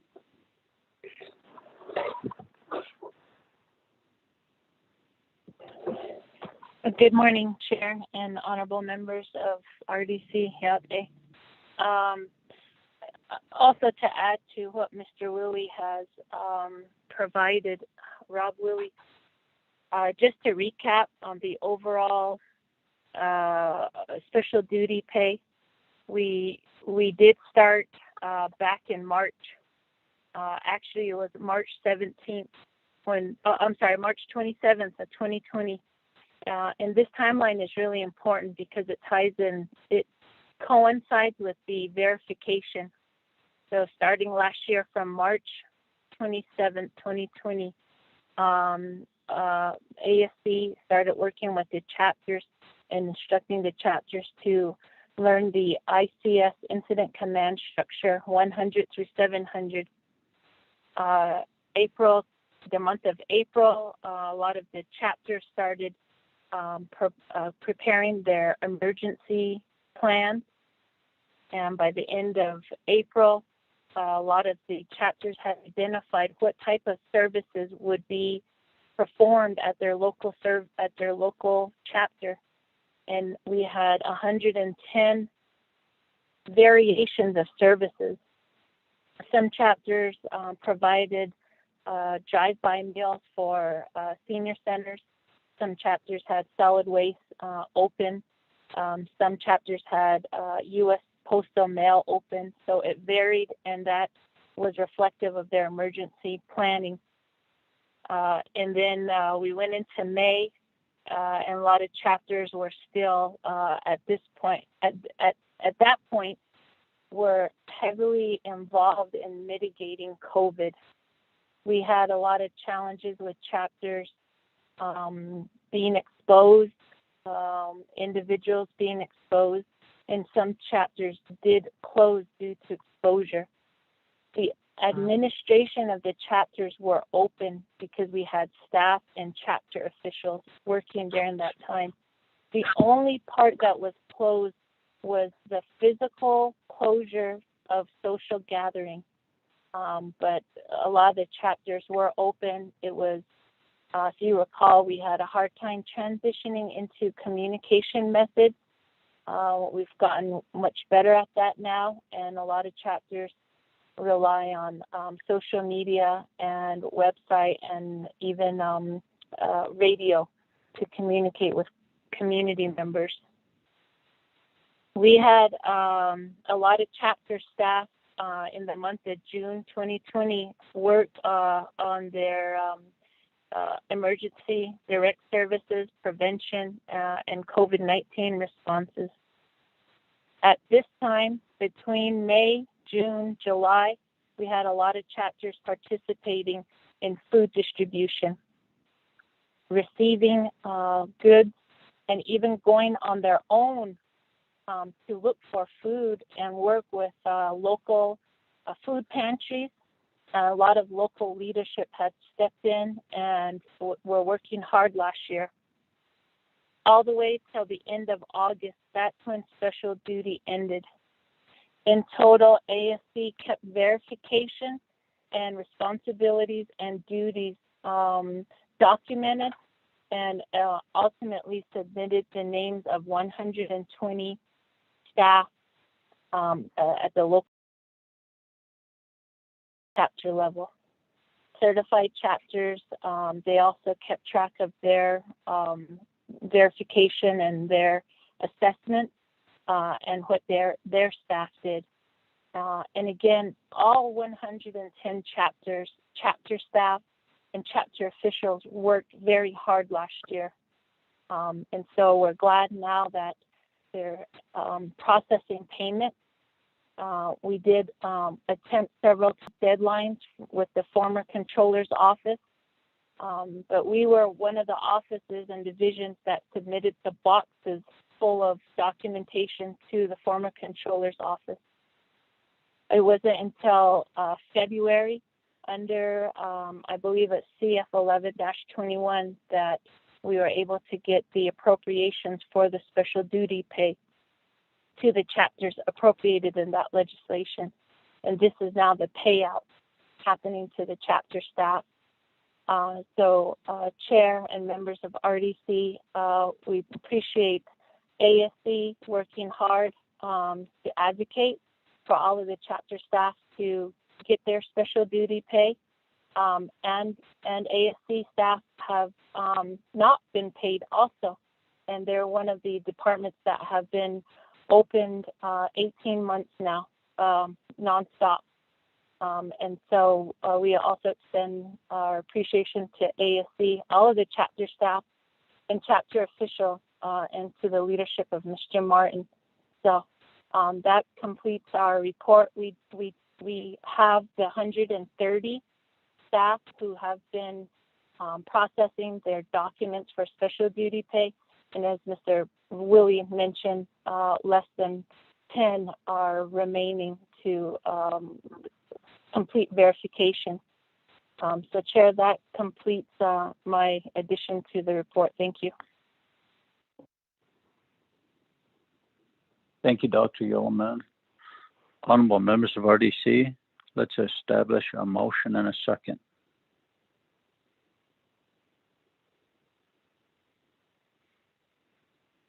Chair, I motion. Freeland. Second, Honorable Freeland. Vice Chair Walker, second by Honorable Freeland. Shananta, do you have any comments or questions?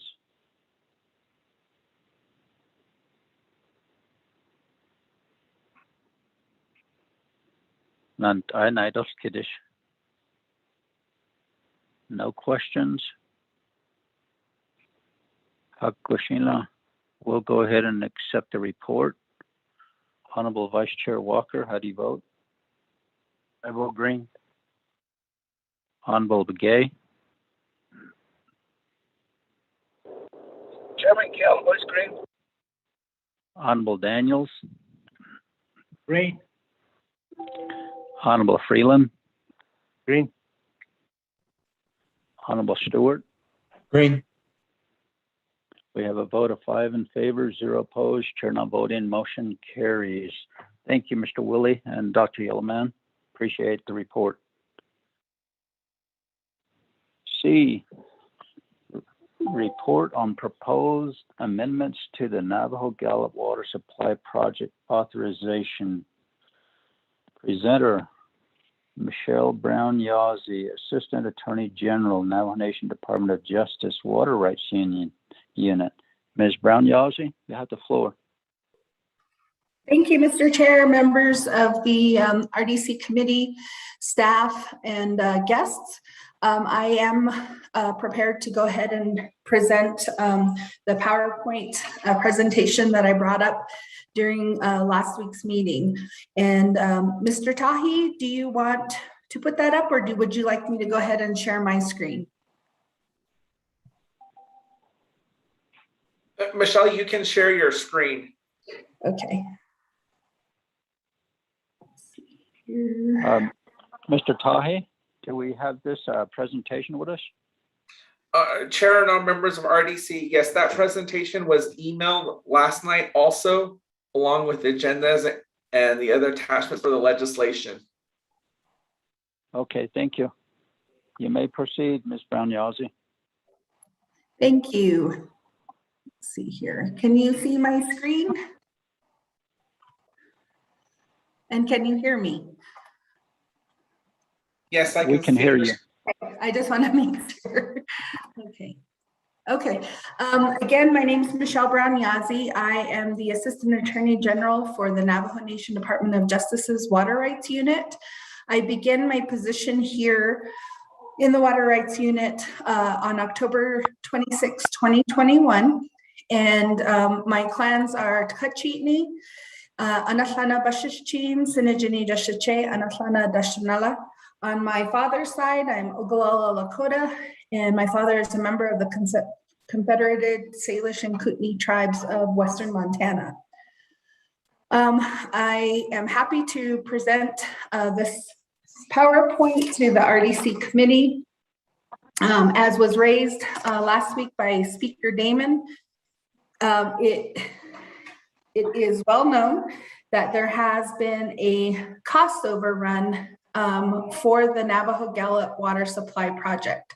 So I'd like to begin by giving some background information. The purpose of the Navajo Gallup Water Supply Project is to provide a long-term sustainable water supply from the San Juan River Basin to 43 chapters on the Navajo Nation. It also fulfills a need for water to the Hickory Apache Reservation and the city of Gallup. The project is the result of the water rights settlement between the Navajo Nation, the state of New Mexico, and the United States of America regarding the San Juan River located in New Mexico.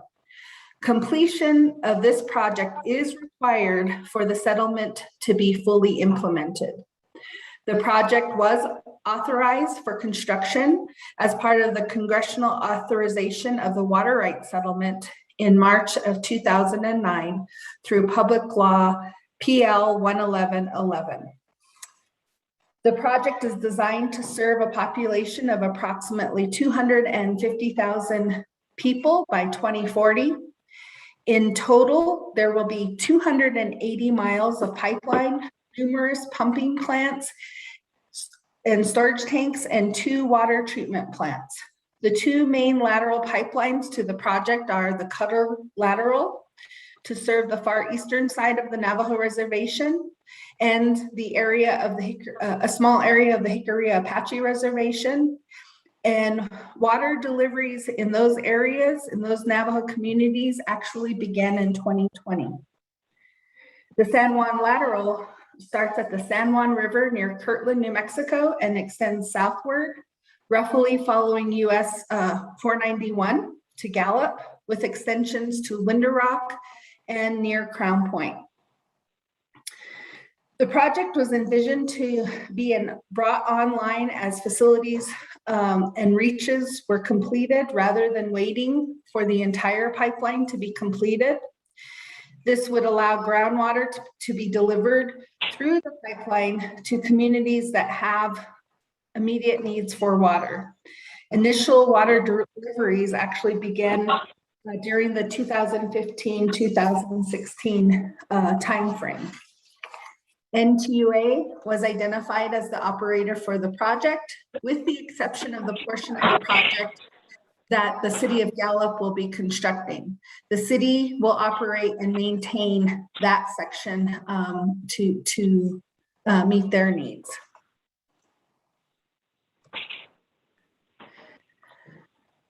So when this project was authorized, there was the original legislation capped the amount available for constructing the project at $1.348 billion, and that's 2021 dollars.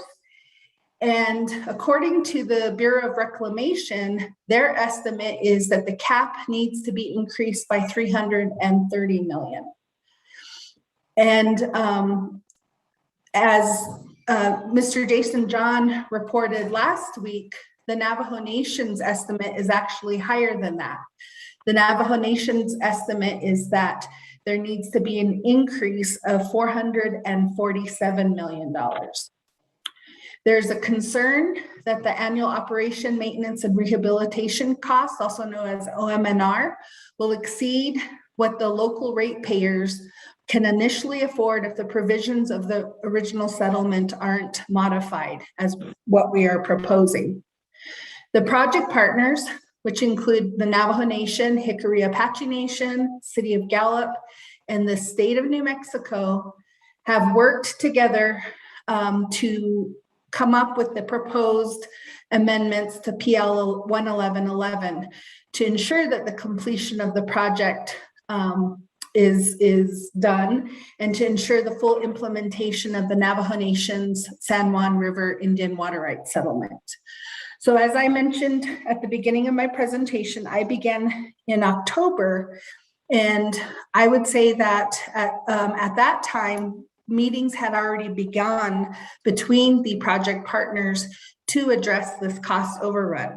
And at the beginning of the year, we began meeting weekly and internally, probably daily, to address these issues and to continue to work on proposed amendments. The Water Rights Unit, the former attorney Lisa Yellow Eagle, was very instrumental in drafting the proposed amendments.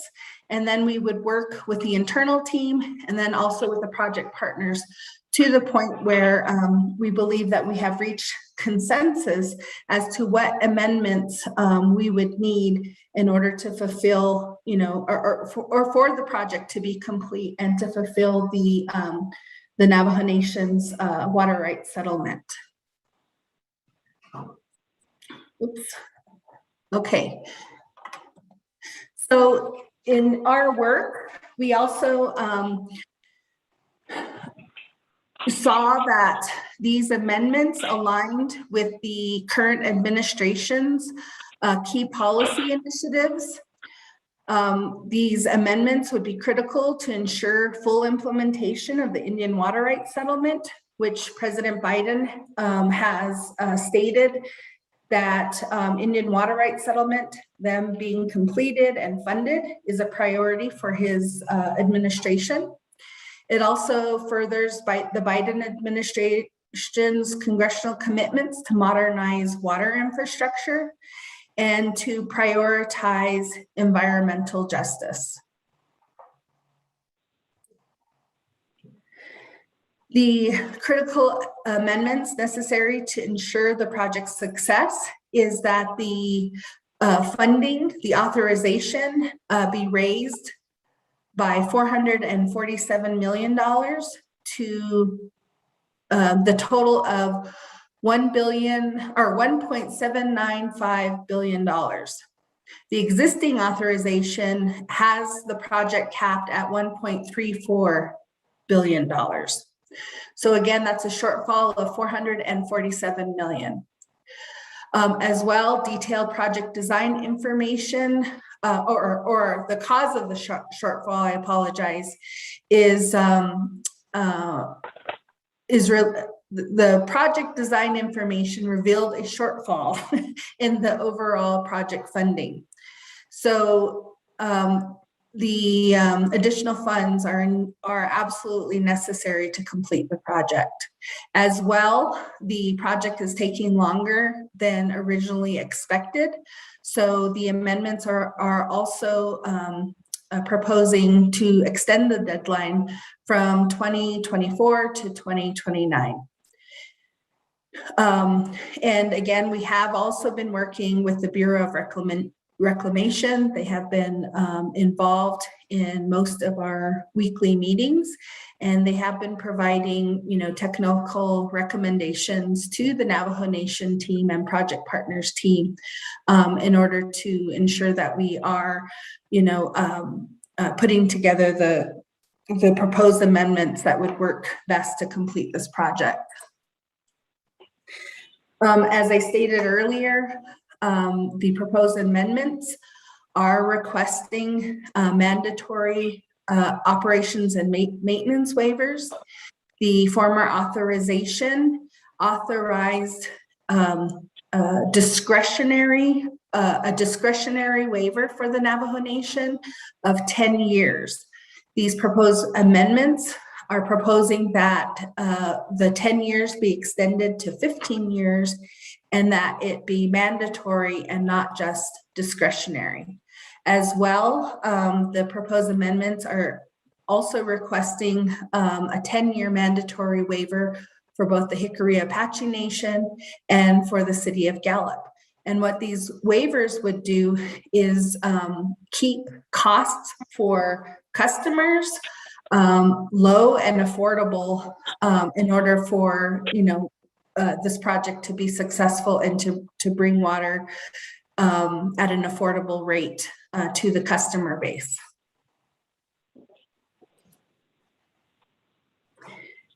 The amendments will also expand the service area into Navajo communities within Arizona and New Mexico. Deliveries in Arizona would be limited to the 6,411 acre feet a year already authorized by law. The expanded services in New Mexico would not exceed the currently authorized quantities nor add additional costs to the settlement, but provide water to additional communities that are in need. It will provide critical water supply to additional communities in need and further reduce by adding communities, it would further reduce the O&M costs. The proposed amendments would authorize the use of the 6,411 acre feet a year in the Arizona portion of the Navajo Reservation, which currently is I guess you could say being stopped because the Navajo Nation has not reached a settlement with Arizona and for the lower basin and the Little Colorado River Basin. So this would waive current conditions. Right now, Arizona had required that there be a settlement prior to the release of that 6,411 acre feet. And so this would, by having these amendments passed and this included, it would meet the high demand for water in Arizona. Additional amendments is to authorize integration and appropriations for renewable energy used to provide affordable energy to the project. Again, we're looking for ways to keep the cost down for the Navajo Nation as well as for the customer base. Another additional amendment would provide funding and extend the deadlines for Navajo conjunctive use wells to provide water in conjunction with the project. And also to provide funding to City of Gallup for conjunctive use wells. And this is necessary as a result of the extension of the deadline for the project to be completed. Another proposed amendment is to authorize the Navajo Nation to defer certain construction to reduce O&M costs. So this would give the Navajo Nation the discretion to defer certain parts of the construction in order to reduce those costs as the project commences. And also would the proposed amendments would cap the City of Gallup's repayment of capital costs. Again, this would help with keeping costs low for the customer base and also eliminate the possibility of double taxation on project construction. What the vendors are currently experiencing is that when they do have a contract with the Bureau of Reclamation for work that is being done on the Navajo Nation, they are not only being taxed by the Navajo Nation, but they're also being taxed by the state of New Mexico. And so we do have proposed amendments to address that issue as well, because by having that double taxation, it's increasing the costs of the project. Also, the amendments would take land containing project facilities belonging to the Navajo Nation into trust. So that would include the Toflakai pumping plant. And that is a summary of the proposed amendments that our internal Navajo Nation team has been working on.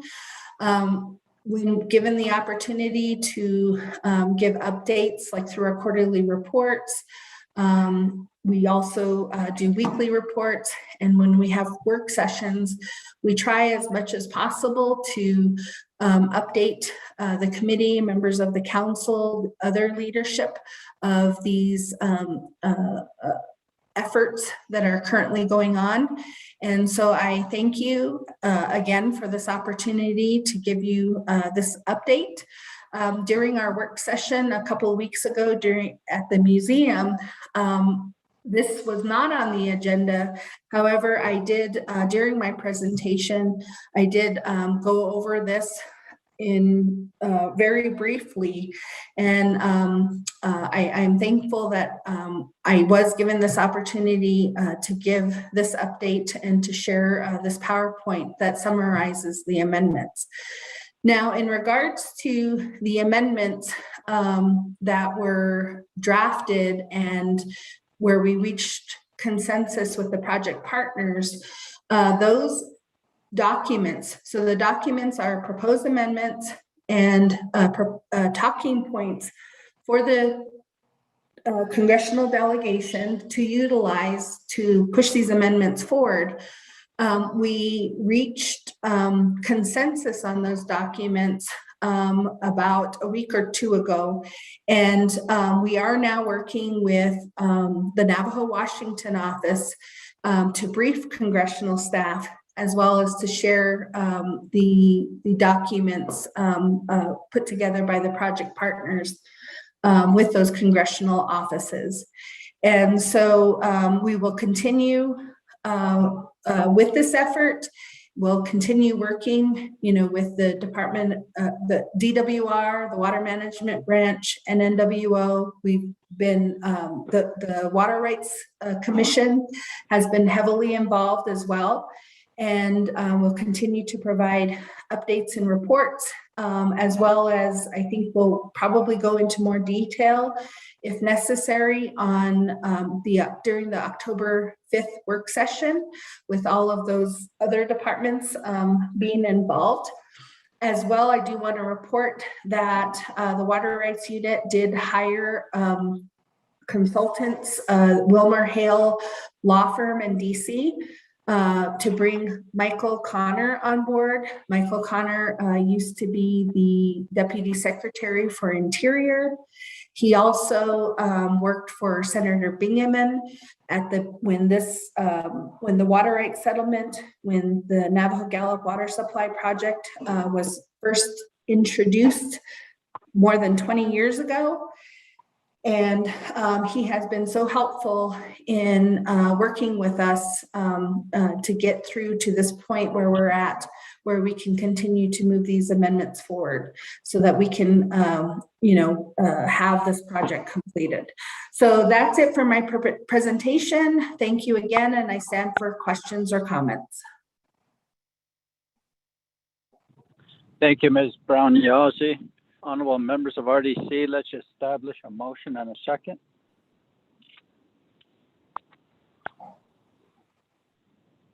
Chairman. Motion. Second. Honorable Freeland and Honorable Stewart, second. Any questions?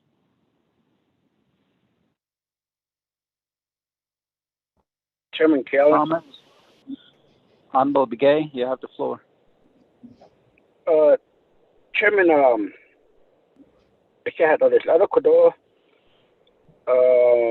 Ms. Yazzie, Brown-Yazzie, Kodor report in Lagi. We appreciate that. I guess they have several questions. My bold statement would be is that any of this is the expense of our Navajo people to getting more delays of getting water. The one area that the increase of the cost is probably understandable because of the maybe the material costs and so on. And then the delay. I don't know if this particular construction was delayed all last year due to COVID. What part the delay for another 5 years, 2024 to 2029? How much will that be? How much will that affect our Navajo people getting the dire need, the need of water in along that route? The O&M.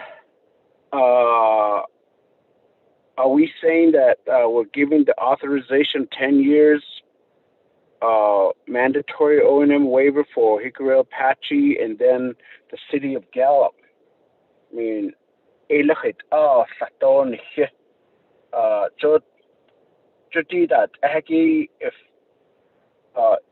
are we kind of like being asked to do this? The water settlement loss AEC question the Eki Tobic AEC been ye a settlement earlier. I could the whole just go. It seems other tribe and local community, outside community are beginning to I guess jumping on to make this complicated, or is that the reason why the cost of the Kosaki is that the reason why it's going up?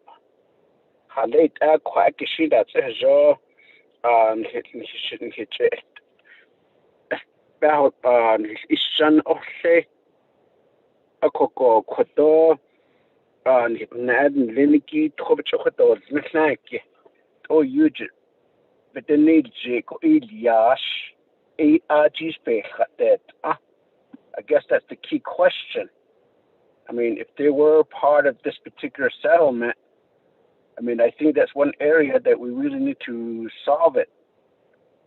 Our focus should be getting the water to the Navajo people.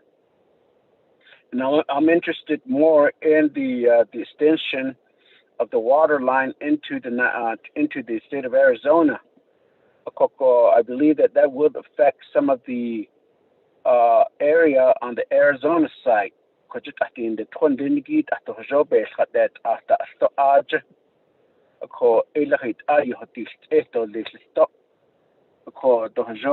mean, I don't todo base hatot I don't koto ton liniki ad san hicholia John Kidotnels that's so yet lato ban sas case quack.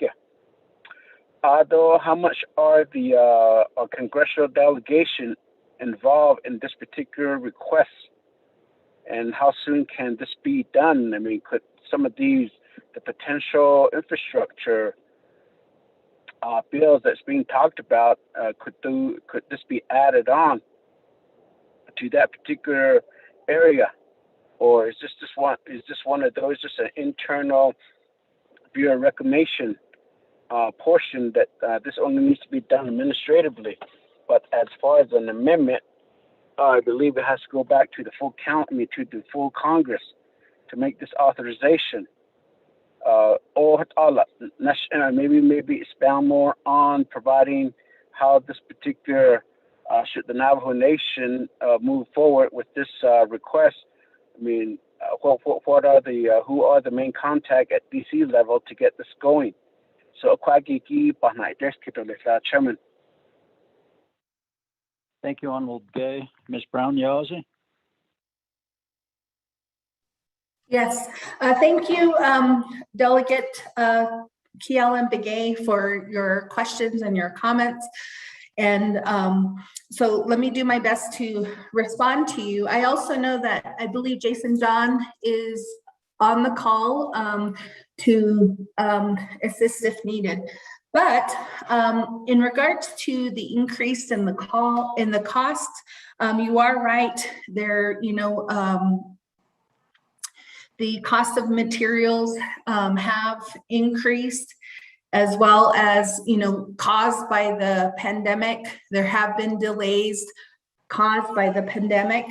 But what is your concern about the extension of the deadline that this project is going to take an additional 5 years to be completed?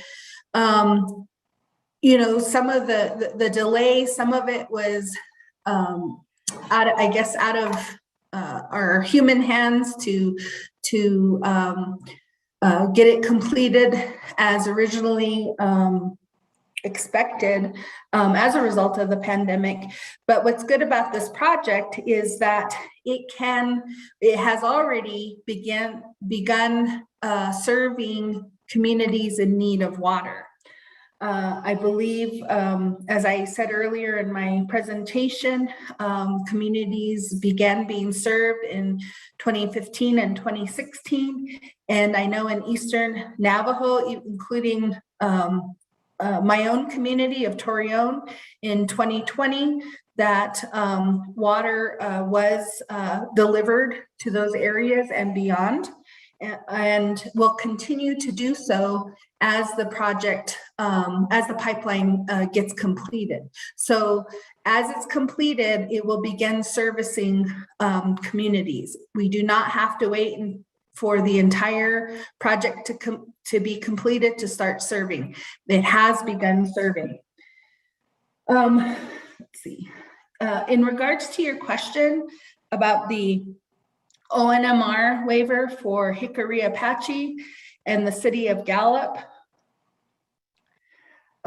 it is not those waivers are not why the cost is increasing. we actually see, because of the economics in our time now, partially due to the pandemic, partially due to, the delay that was caused in this project, costs are increasing. Also, for the Navajo Nation, Hickory, and City of Gallup, by having these waivers made mandatory and also extending them to Hickory and City of Gallup, we will be able to see costs for the customer base. Hopefully the rates will stay lower and not, because of the increase, it could eventually affect the customer base, which are a majority of Navajo Nation, the Navajo Nation population, even in the City of Gallup area. So I just wanted to ensure that the waivers for Hickory and City of Gallup are not the reasons why the costs are going up. We're having to kind of play a balancing act, thinking about the communities that need to be served and the rates that will eventually be put upon the customer base. And you are absolutely right. This project is a result of the Navajo Nation's settlement of its water rights with the US and with the state of New Mexico. During all of our meetings, during all of our negotiations, we have made that very clear that, that it is the Navajo Nation settlement at the forefront, and that it is the Navajo Nation's desire, the leadership's desire, that Navajo Nation communities be served, and that's the priority as a result of the Navajo Nation settlement. In regard to your question about the congressional delegation, as you said, because these are proposed amendments to Public Law 11111, they do have to be, it does have to go through Congress. The Navajo Nation's congressional delegation in New Mexico are making this priority. That would be Senator Heinrich, Senator Ben Ray Lujan, who has been part of this project for decades as well, since he became a member of Congress. And we also are, in our briefings, in our contacts, and this is kind of, I'm speaking on behalf of the Washington office, we are including our delegations from Arizona as well as Utah, because they also are being impacted, as we discussed that the Arizona communities would also be served as a result of these amendments once they get passed. And so we have also been working with Bureau of Reclamation. They've been providing technical technical recommendations, as well as Interior. And so they've been involved, they're quite aware of this. So when they get called upon by Congress, they're already aware of these proposed amendments. And in regards to your question about the service to the Arizona communities, I'd like to ask Mr. Jason John or Robert Kirk if they could address that question. Thank you. Thank you, Ms. Brown-Yazzie. Mr. John, are you on the call, sir?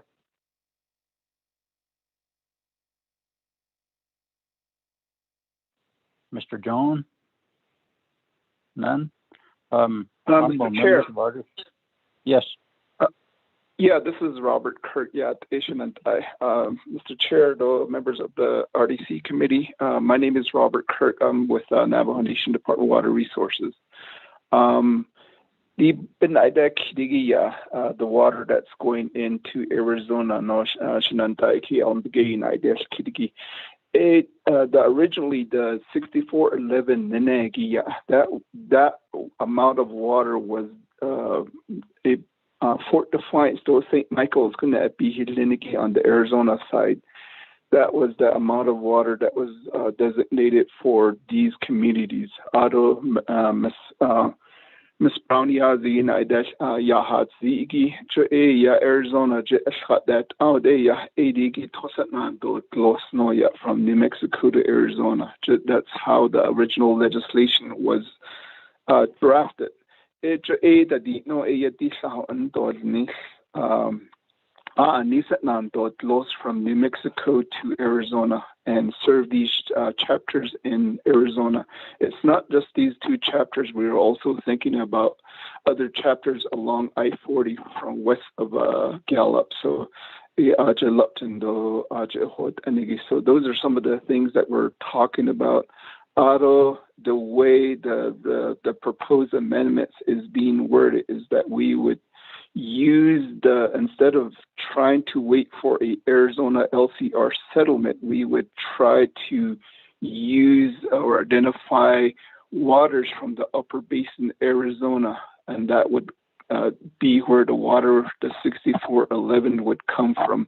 ADG identified, if that water is the amendment is approved, ADG within Arizona, St. Michael's and Winter Rock and Fort Defiance, and that whole area, or even as well as Lupton area. That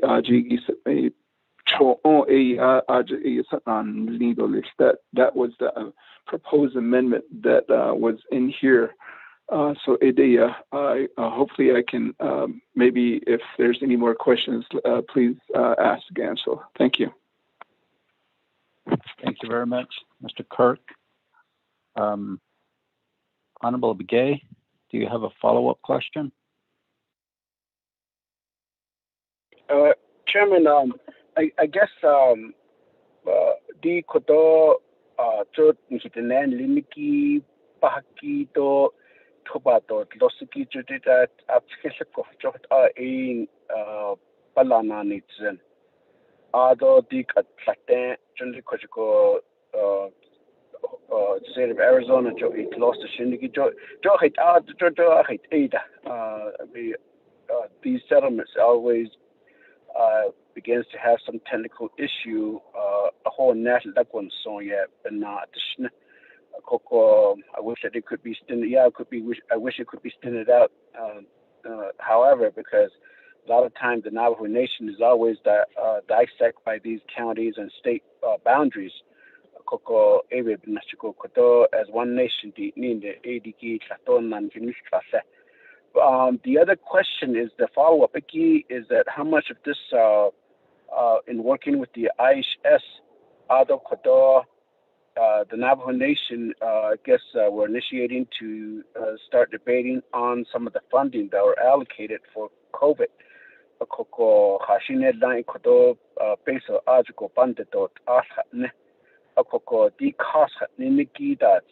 the actual the main trunk that's the AD that's a quite based on the that's a kodo that's kodonde the never that's naki AD that's I see it at end the chokodoya hanazi great I dance at the nandiniki which hotalia totron journey. I'm not sure if that's the how much of the overall our Navajo people is subject to receive those water in from I guess the community in the into the city of Gallup.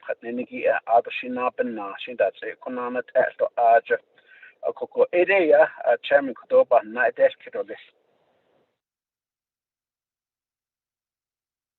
Thank you, Honorable Begay.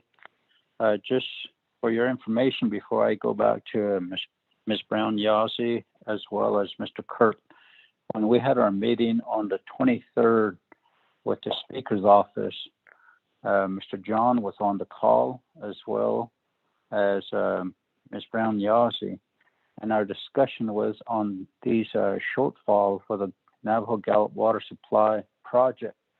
And at that time, we agreed to have a follow-up meeting separately with everyone involved, which we scheduled today, to come up with a strategic plan, the plan that we will come up with and then go to Washington, D.C. to meet some congressional leaders to seek support for this funding shortfall so we can complete this project for our Navajo people. Ms. Brown Yazzie? Yes, Mr. Chair, thank you, as well as Honorable Delegate Begay. Thank you for your questions and your comments. When it comes to the water rights negotiations, I couldn't agree more. Wishing that, you know, we could be recognized without having to deal with state county boundaries so that we can provide water for our Navajo people. In regards to the question regarding coordination with IHS, I am actually going to defer to Mr. Kirk. I think he's a little bit more knowledgeable than I in regards to that work and that partnership. Mr. Kirk? Thank you. Go ahead. Thank you.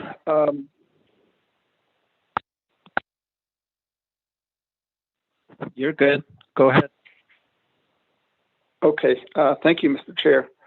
Again, this is Robert Kirk with Navajo Nation Department of Water Resources again. There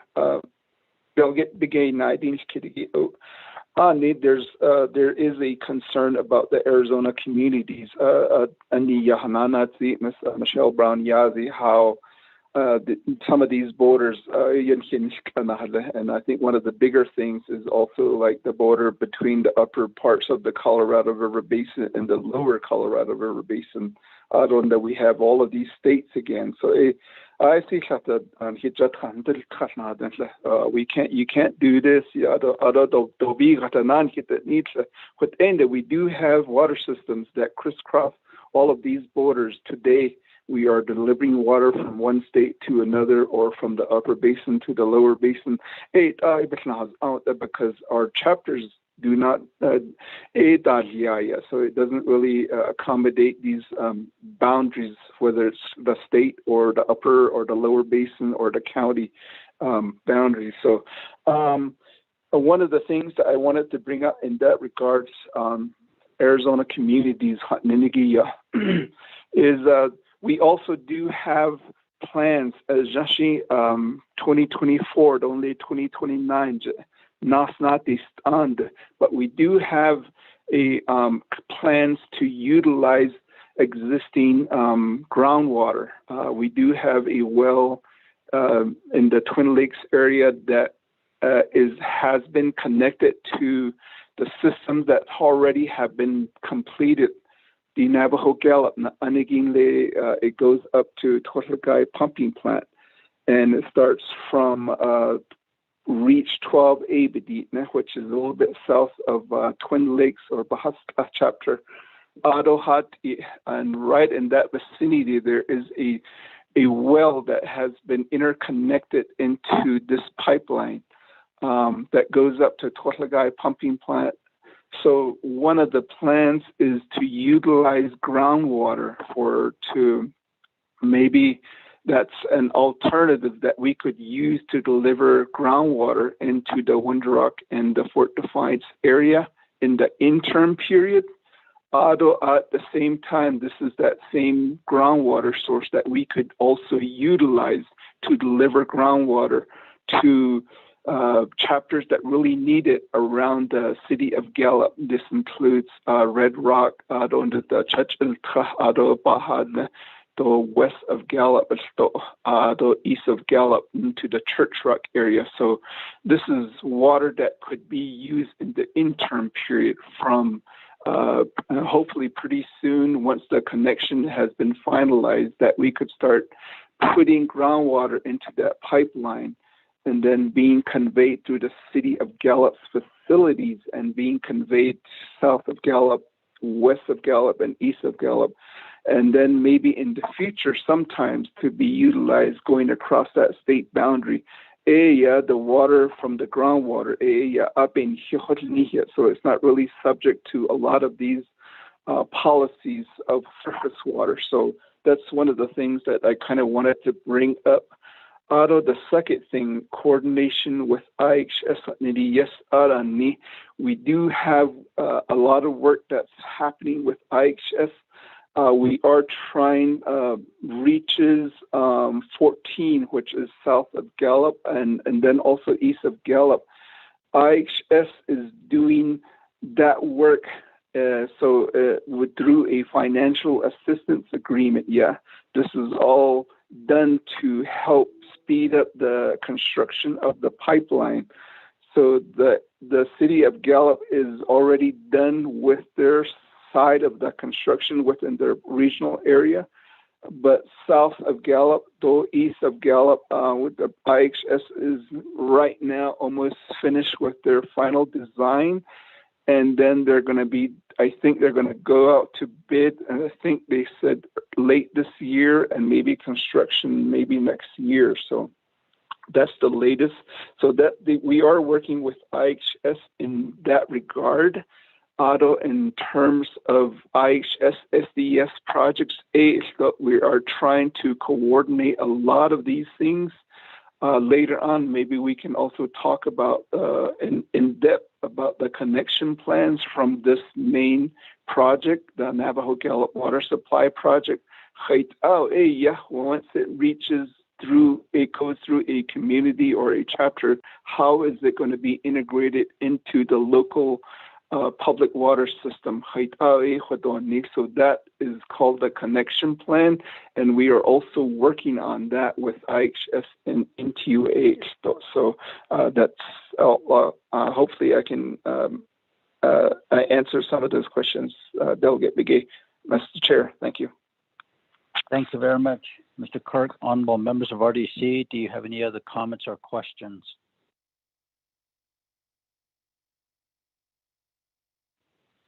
None.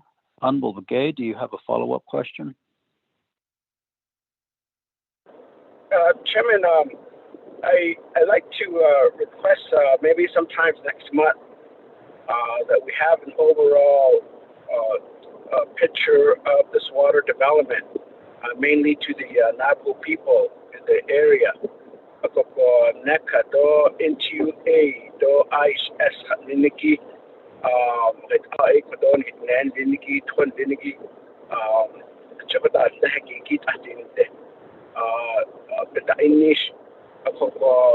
That way, I don't really have a problem just making sure that these other sovereign nation and other community cities that are being mentioned is not a hamper to our progress on the Navajo Nation.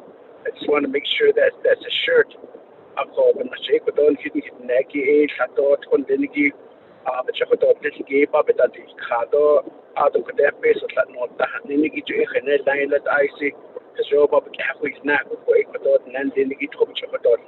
So area could request a chairman sometimes next month. Chairman, appreciate your time. Thank you, Honorable Begay. Mr. Tahi, could you please make a note of Honorable Begay's request, and perhaps we could add it to the next RDC's meeting agenda for this update meeting report on the water projects that Honorable Begay had just mentioned, Mr. Tahi. The chair, members of RDC, I'll make that note and it'll be on the next agenda for RDC. Thank you. Any other comments or questions, colleagues? None? I believe we're ready to accept the report. Honorable Vice Chair Walker, how do you vote? I vote green. Thank you. Honorable Begay? Chairman Keelan votes green. Thank you. Thank you. Honorable Daniels? Green. Thank you. Honorable Freeland?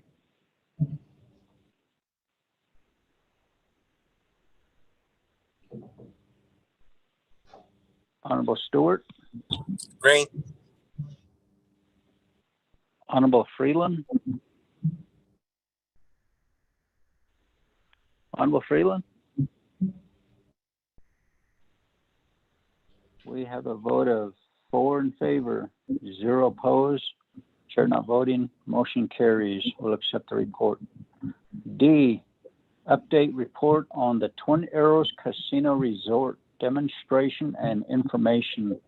Presenter, Mr. Ty DeFore, Germinator by J. Ferg Pros.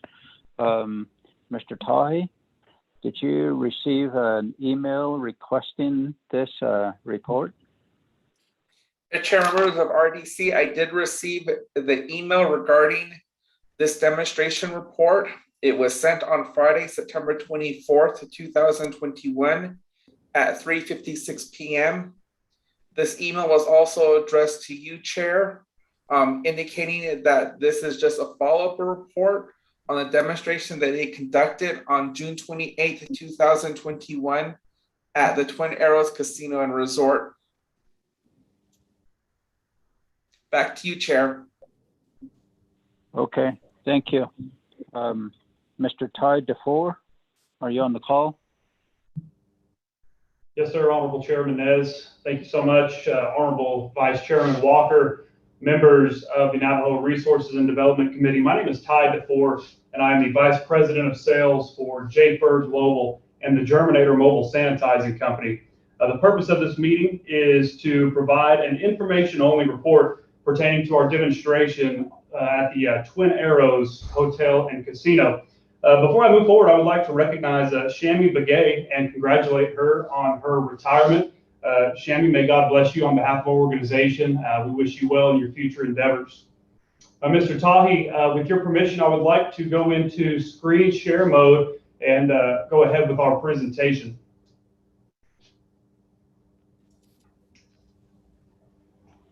Mr. DeFore, you can add the PowerPoint presentation to, and I also emailed that out, Chair, and members of RDC as well. Thank you. You may proceed. Thank you, Honorable Chairman Nez. Thank you, Mr. Tahi. We'll proceed with the presentation.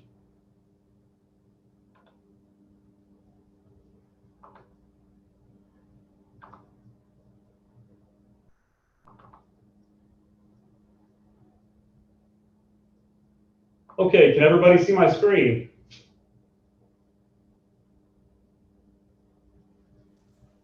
I can see your screen and we can hear you.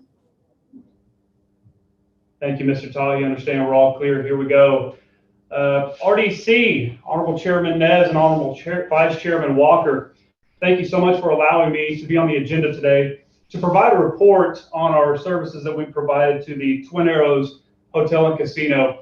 I'm excited to introduce our organization to you. Many of you have probably heard about our organization and the resources we have provided to tribal entities throughout the United States. I do want to keep this brief. I want to be respectful to everybody's time, but I do want to also make it known that if there are any questions, as I'm sure I will raise a few questions during this presentation, if there are any questions, please feel free to stop me at any point, of course, with Chairman Nez's approval. So on behalf of the organization, welcome, RDC. We'll move on to the next slide. What is J. Ferg Global? J. Ferg Global is a world leader in infection control, risk mitigation, and revenue restoration. We believe that all three of those aspects are vitally important to ensuring safe living, working, and playing environments for all of our partners across the United States and even around the world. We must control infection. We must reduce the risk. And we must restore lost revenues, especially after a year like 2020. Here we have a mission statement from our CEO and owner, Mr. J.R. Ferguson. And his mission statement to our partners is to help organizations and their stakeholders get back on their feet with health and safety as a top priority. Essentially, we want to be your big red easy button to make safety and compliance easy during this ongoing threat of COVID-19. Here on this slide, we will have one of our most prized possessions here at J. Ferg Global, and that is our Certificate of Authority with Navajo Business Regulatory, established on the 13th day of November 2020.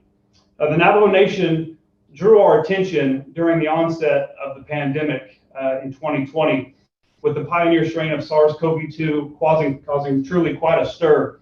At one point, we believe that the Navajo Nation exceeded per capita New York City in COVID-19 cases. So our organization, having the resources and the background that we have, we acted as quickly as we possibly could to become a partner of the Navajo Nation to ensure that our resources were available to the Navajo people. So we'll move on to the next slide. Scientific board. There are many mitigation companies throughout the United States, many sanitizing and disinfecting companies throughout the United States, but we truly do stand above them all. And one of the aspects that set us apart from the other mitigation companies is that we have an on-staff scientific board to advise us on every move we make pertaining to the CDC and the EPA. Here we have our chief advisors, Ron Kendall and Dr. Marty Heinze. Ron Kendall was the founding director for the Institution of Environmental and Human Health at Texas Tech University. Dr. Ron Kendall also served as an environmental advisor to the United States Justice Department in the Environmental Enforcement Section. Dr. Kendall is also a chairman for the United States Environmental Protection Agency Science Advisory Panel since 1995 to 2002. Marty Heinze, again, one of our chief advisors, has served 17 years as an infection preventionist. She is a two-time president of New Mexico APIC, Association for Professionals in Infection Control. And in 2015, she won the Heroes Award for Infection Control, which is a global award, and only one person wins that award, and she is on our staff. Move on to the next slide. Tribal references. Here you'll see a few references that you may recognize: the Mescalero Apache tribe, the Pueblo of Sanai, Okeowinge, Santo Domingo, the Pueblo of Zuni, and the Santa Clara Pueblo. These Pueblos, we actually reached out to them during the onset of the pandemic early on in 2020, and they were in quite a hurt. Many of their tribal members had contracted COVID-19. Many elders at the time were contracting the virus at an alarming rate. This round of COVID-19 seems to be a little bit different with the Delta variant and the MU variants emerging in the United States. The Delta variant happens to be 65 to 70% more transmissible than the pioneer strain of SARS-CoV-2. Our scientists had early on let us know that the Delta variant is truly as transmissible as chickenpox. So it's something that we must take seriously, and we know that the Navajo Nation has done that so far, and you guys have done a wonderful job in your mitigation efforts, keeping your communities safe. We'll go to the next slide of certifications and awards. Another aspect that sets our corporation apart is, if you look in the top center, you'll see hazmat certified or HAZWOPER certification. What this certification does is it certifies our technicians to go into hazardous environments, i.e. a COVID hotspot, and ensure that our technicians are safe and safe to anybody that may be around our technicians and not harm anybody in the environment. In the lower left-hand corner, you'll see the blue circle which says CMIP, which stands for Certificate of Mastery in Infection Prevention. What this means is that our technicians are masters of infection control and masters of infection prevention. Next to the blue circle, you'll see the green square, which says CHEST or CHEST, which stands for Certified Healthcare Environmental Services Technician. This certification comes through the American Heart Association and certifies us to perform mitigation services. Here we have a quick glance of a few of our partners that are well known throughout the United States.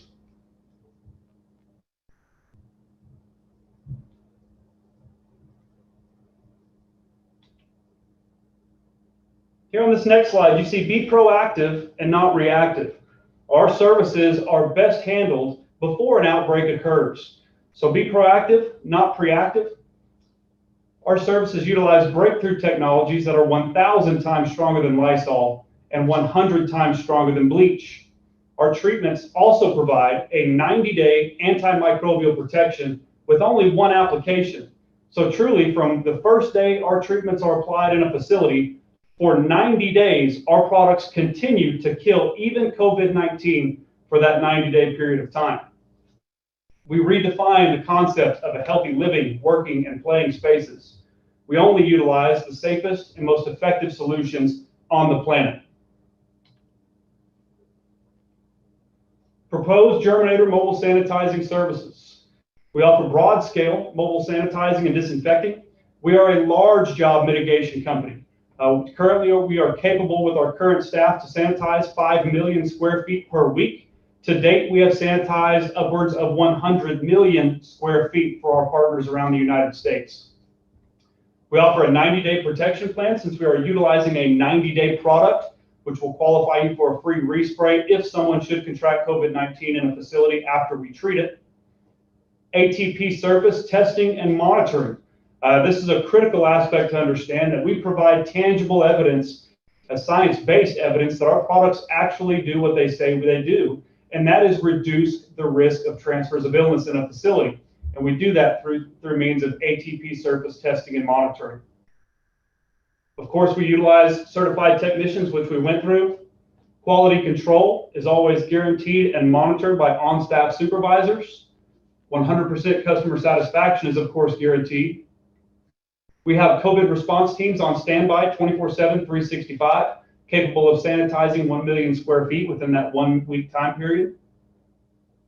We only use patented proprietary solutions. Our solutions can only be utilized through Germinator or JFER Global. Our solutions are also hospital grade, and we use our treatments in multiple hospitals around the United States.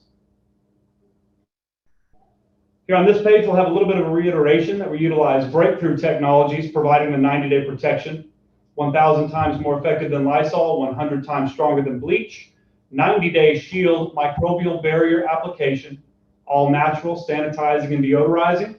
Protect your organization from harmful viruses and bacteria, including COVID-19, staph, MRSA, H1N1, hantavirus, the list goes on. We achieve what is called Mr. Chair, this is Mariana Khan. Ms. Khan? Mr. Chair, I'm just for people to understand, I am with the Office of Legislative Counsel, and my name is Mariana Khan. Mr. Chair, I am concerned that the presentation appears to be presenting material to describe the company and what it does and the materials it uses and such.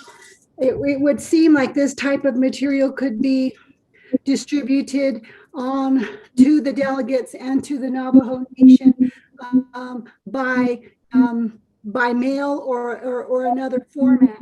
If at this point it seems like the presentation is falling into the area of advertising for their product, where the Navajo Nation is going to have several companies that will want to do business with the Navajo Nation with many types of services. And if the Resources and Development Committee is going to provide this particular presentation to be given in this manner, then other companies will want the same opportunity to present to the Resources and Development Committee. As you know, in the current teleconferencing hour of the Resources and Development Committee meetings, this is going out to more than just the Resources and Development Committee, and it is going out to the Navajo Nation and to whoever's listening from wherever they are receiving this getting the streaming. I am concerned that the Resources and Development Committee cannot or does not have the time to equally provide such a vast space for all companies who will want to do business with the Navajo Nation. If there is a particular situation regarding the gaming situation in which particular service could or could not be provided, perhaps they could provide that information with regard to something more centralized to what they provided.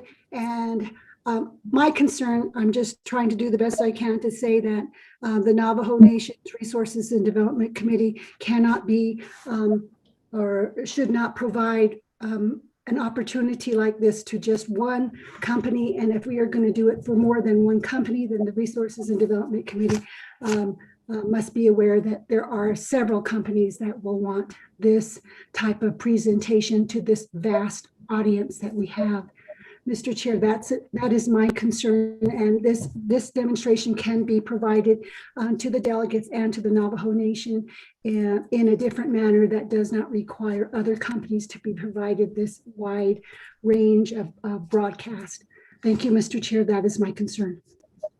Ms. Khan, when you say other delegates, are you talking about the full Navajo Nation Council where this presentation should be provided, and that Mr. DeFore should be the person to request that through the Speaker's office, correct? I think that maybe something like that, so that there is an entity on the Navajo Nation. The Speaker's office is the central location in which if the Navajo Nation Council is going to be presented with such presentations, then the Speaker's office can decide when that should take place and how much time to allow and the formatting in which the information can be provided to the Navajo Nation Council delegates. That is, I don't know if the Speaker's office has had that opportunity to come up with a plan, because each of the standing committees is going to be requested for time for various companies to present their services to the Navajo Nation Council. And so it is my suggestion that the committee approach or make communication with the Speaker, just as you have said, Mr. Chair. Thank you. Thank you, Ms. Khan, for that. I believe that in the future, Ms. Khan, as well as Mr. Tahi, when we receive emails like these, perhaps they need to be vetted, and then have Ms. Siako from Speaker's office be a part of that, to either allow companies to present to committees and to be sure that they're not requesting ARPA money to do business on the Navajo Nation, but just to provide perhaps a presentation as to what it is that they do. I did not hear Mr. DeFore ask for any funding from ARPA today, but what we will do right now, Mr. DeFore, is conclude your presentation, and I would like for you to prepare your request to the Speaker's office and start from there. And if we just hear it as a committee, it's unfair, and therefore I would like for you to have this request sent to the Speaker's office, Mr. DeFore. Yes, sir, Honorable Chairman Nez. Maria, thank you for voicing your concern. We will do exactly that, and we want to follow the proper protocols and channels. I apologize for the misinformation that may have been provided, or any misunderstanding that may be occurring here. This is for informational purposes only, to follow up on the demonstration that we provided pertaining to Germinator services for the hotel and casino at Twin Arrows. I will go ahead and stop screen share here and pass the mic back to you, Chairman Nez, if that is all right with you. Okay, and if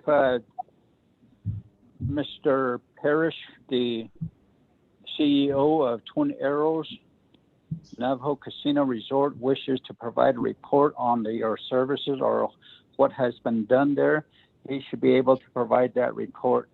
So thank you for that. Honorable members of RDC, we will conclude this presentation at this time and go ahead and vote on the report. Honorable Vice Chair Walker. I will agree. Chairman, point of order. Honorable Begay, what is your point of order? Chairman, my point of order, taking a step back, again,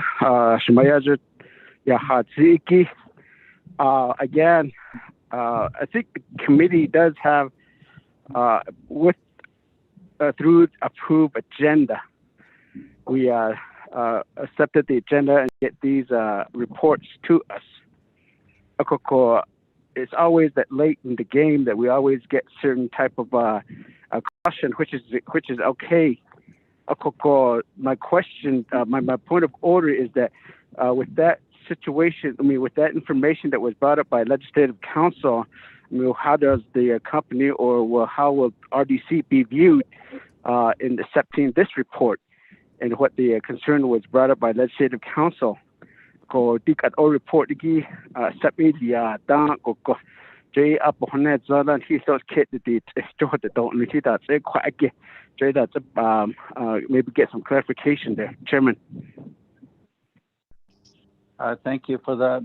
Ms. Khan, could you respond to that? Mr. Chair, I hope you can hear me. We can hear you. Go ahead. Thank you very much. In accepting the report, the committee essentially, when it accepts a report, there is no definition of what it means to accept a report. A report is very different than voting upon legislation up or down as to the content of the legislation. Often accepting a report I have seen as an opportunity for the delegates to agree or disagree with what is being presented, as opposed to having with the accepting the report. I do not see a statement being made by Resources and Development to promoting a particular company in this case, or not promoting. All we did was hear something. If by your vote is your vote. However, like I said, unlike legislation, there is no approval of action, such as what was done with the consent agenda. There is no ramifications in that way. You are hearing a report, and it is up to you whether you accept it or not, because there is no definition as to what to accept a report is. There is only ramifications with voting positive or negative for legislation. Mr. Chair, it is up to each delegate. And until the Navajo Nation Council defines what it means to accept a report, that is all I can offer at this point, Mr. Chair. Thank you, Ms. Khan, for that. Perhaps, Ms. Khan, the Office of Legislative Counsel, if they have not done it, I don't know if I received one, but I did receive an email a while back on a certain company, and to make sure that they're not promoting their company to have any advantage for the ARPA funds, and therefore, Ms. Khan, perhaps there needs to be an official memorandum coming from the Office of Legislative Counsel by our Chief Legislative Counsel to caution each committee to not accept any reports related to promoting their products to the committees.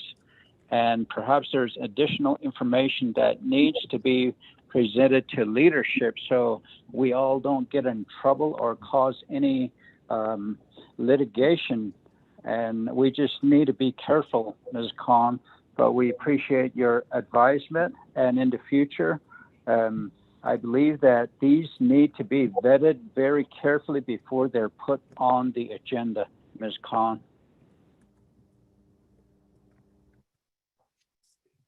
Thank you, Mr. Chair, and I will convey that information to the Chief Legislative Counsel. Thank you. Okay, thank you. Honorable members of RDC, if you wish to make a motion and a second, you're welcome to do so to accept the report at this time.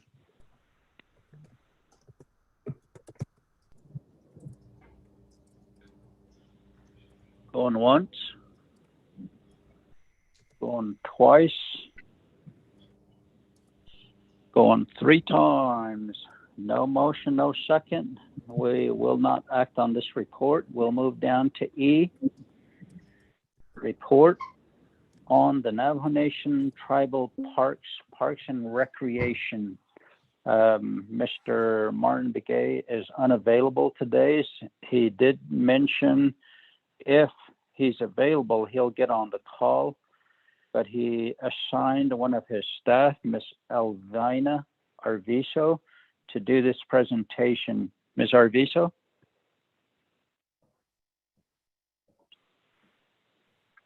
Good afternoon, Chair. Good afternoon, RDC members. My name is Elvina Arviso. I'm the Senior Program and Project Specialist under Navajo Parks and Recreation Department. And I was asked to work on the report for the Four Corners Monument incident that happened on September 18th, 2021. I went over and reviewed the email that was provided from the council delegate visit on September 18th. And in addressing the issues that were specific to that visit, I did make notation of what those issues were and just would like to go briefly over what the issues that were specified on that date. First was the parking lot issues, just in regards to the parking lot locations and accessibility during inclement weather. Next was the handicap accessibility, again, during inclement weather. Next is the emergency response accessibility by EMS when they come into the site location, if there are any reports or incidences that needs to be quickly accessed. Porta-John servicing, hand sanitizers at the location, restroom facilities, sidewalks uneven, and then first aid stations and medical assistance. Those were the issues that I did notate within the report that was submitted by the council delegate visit. And in the last few days, we have worked on a corrective action plan, mainly short-term plans, meaning we will be addressing those within the coming weeks. Intermediate plans, working on those, planning to steps to address the major issues, and then of course our long-term plans, and that will take time only due to the fact of funding with the COVID funding, and then also being a revenue generating department. We do rely on our funding levels to work on an annual basis, and over the last 2 years our funding levels have been less than previous years. So in that, we're having to work with drawdown requests from our revenue account, and that does take time. So let me go over the short-term plans of what we are looking to address immediately. First, we have multiple restroom locations there at Four Corners Monument. We do have porta-johns that was mentioned. There are also waterless restrooms that are on site. For the waterless restrooms, we will be utilizing our heavy equipment to re-level those surface areas, repack the ground in those areas, and then also for the porta-johns, relocate them to a more level location.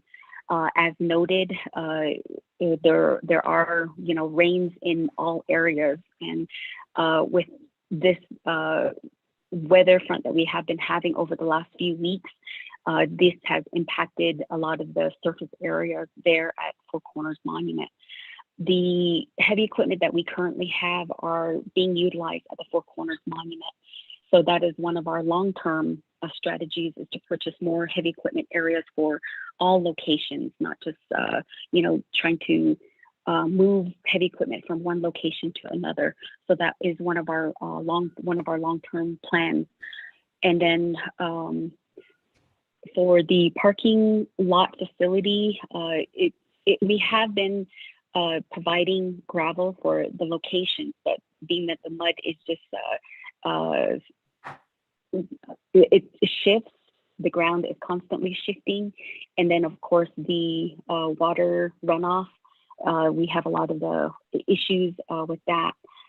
So long term, a lot of this is going to go back to long-term planning, and it's not going to be a quick fix. It's going to be major spending on the part of the renovation and upgrades there at the facility. So just in going over each of these issues, all of them will be short-term fixes for now. As we go into the long term, then we'll be able to address it permanently. So with the emergency response accessibility, that has been one of the issues that we've been working with in terms of another entrance and exit point, just to ease there are major backups that have happened during peak season. And with that, we are addressing that with a new entrance location that's going to be further south of the current location now. And that will address any backups, any roadway situations coming off of the main roadway there, and then easing into the emergency access. So that is one of the long terms that we're looking at. The Porta-John servicing, we do have a septic truck that services the park locations. Again, this specific septic truck is located in Monument Valley. So as is needed, Four Corners staff request for staff from Monument Valley to come and pump out the Porta-Johns at the Four Corners location. So being that the parks have not seen as many visitors to each of the locations, it's kind of been on an on-call basis. So with the Porta-Johns, that is something that we have to work through and work out. That will be another purchase that we will be making under the department, which is septic trucks for not only Four Corners Monument, but also for Little Colorado River. That location also is in need of a septic truck. So that is, again, long-term hand sanitizers for each of the locations that we have, either the Porta-Johns or the waterless restrooms. There are hand sanitizers that are placed outside of those facilities, but not being able to, lock down hand sanitizer, they have walked off. And as an example, in one day, the park staff will set out 8 of the big hand sanitizers, the 34 ounce, and they walk off. So if there are 8 set out there, it will literally walk off not too long after. So it's been a constant, maintenance issue, having to put those hand sanitizers out for visitors' use, and it walks off. In the actual monument facility, we do have stations located throughout the monument area, and those are on the stands. Those have been there and have not been an issue. They've been in use. So we are looking to purchase the stands for the Porta-John location and also the waterless restroom location, and see if that will rectify, any of the hand sanitizers walking off. So that's one of our short-term items that we're working on right now. We will be visiting the location tomorrow. So for what we do have available with hand sanitizers, we will be taking it to that location for setup and use there. The restroom facility that was notated on the pictures on the email, that restroom facility has not been opened, will not be opened due to pictures from the inside. You'll see that there are major cracks, just like there are at the monument location. The underneath the restroom location, the site was built on gravel, and that gravel is shifting constantly and has caused those major breaks, major safety issues, and it has gone up along to the walls and is cracking basically the entire foundation, and it has not been suitable since it's been constructed. The water line that was brought in to the restroom area was brought in 2014. So being that those issues were not able to be rectified or in a sense renovated or upgraded, we have not connected the water line to the actual restroom facility. So with that, there are a couple of drawdown requests that we have submitted, and one of them is for our engineering to come in to basically assess the soil and find out if this soil what needs to be done specifically so that shifting does not cause any other damage to any future constructed locations there. So what we're doing is hiring the engineer. We do have a drawdown request for that, not only for Four Corners, but for other locations or other park locations. So the other items that we're also working on there for the monument is demolition of the restroom facility so that we can make way for new restroom facilities. And once the location is suitable, we will have the construction of a new restroom facility in that area. So again, what is currently there has never been utilized. It has always been an issue in terms of the cracking of the foundation. And the same contractor that built that restroom also built the the monument location as well. And that's where the current cracking of the structures, meaning the vending locations, and then also the concrete slab work that is around the Four Corners Monument itself, that also is basically constructed on gravel. So that is the reason why the concrete slab is constantly shifting, and the staff, park maintenance staff there, are continually having to grind down the uneven portions of the concrete slab. So that is a constant and continual maintenance issue there. And so that comes down to the sidewalks, the uneven sidewalks. So those have been an issue from the onset, and the construction of the monument basically was done in 2006, or a multi-agency development, and that was done with the Four Corners Heritage Council, and then also in conjunction with Ute Mountain Tribe, and then also Navajo Nation. So during the actual planning stages, the procurement of the contracts, and selecting the contractor, that was all done by the Four Corners Heritage Council. So that was not the lead agency was the Four Corners Heritage Council.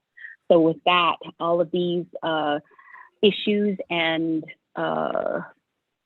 major updates, repairs that are needed, we don't have access to the information of the vendor. We know who the vendor is, but as far as any of the plans, any of the testing that may have been done or completed, those were not given to the Navajo Nation.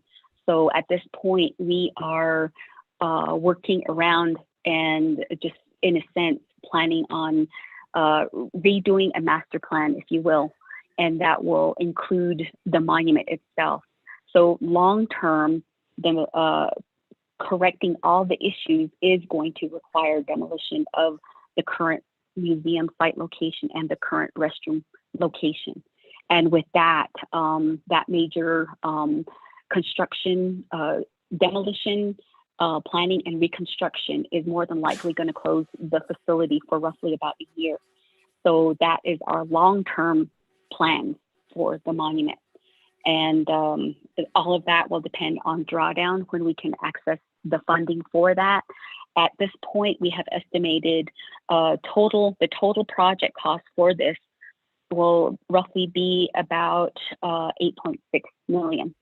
So that will be coming in and going through the process of the drawdown request for those funding to allow and access for us to complete the long-term projects. The only two additional projects that we did not, or I'm sorry, 3 additional projects that we did not include with the 8.6 would be the helipad, which is something that we feel long-term will benefit not only the Four Corners Monument, but also the community as well. There have been instances to where any roadway accidents along the Four Corners roadway, the main road there. If there has been any accidents, they have had to have helicopters come in to the monument to pick up any of the individuals that had to be transported by helicopter to the local medical facilities. So a helipad, I think we see as a need for that location. And then also employee housing. The staffing needs that we have there, we are less than half of what staffing we are hoping to get there at the park.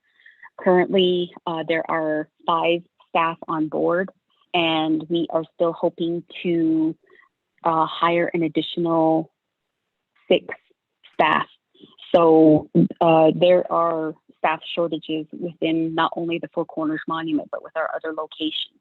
And a lot of the tentative staffing that are hoping to come in, there are several issues.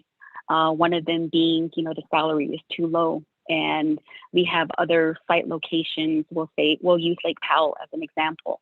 Lake Powell, we are unable to staff our Shachit area because the nearby town of Page offers higher paying salaries to their employees. So we cannot get staffing into our location. So the same with the Four Corners location, they have to travel a distance from other nearby towns. We'll say we had a staff that is no longer with the program, and that individual traveled from Crystal just to work there at the Four Corners Monument. So with that, we're trying to look for staff employee housing to help and alleviate the high staff turnover within all of these park locations. So just I just wanted to give a report on our short-term, intermediate, and our long-term plans for Four Corners Monument. I don't know if there are any questions that I can address. Thank you. Thank you very much, Ms. Arvizo. Appreciate the report. Honorable members of RDC, let's establish a motion and a second.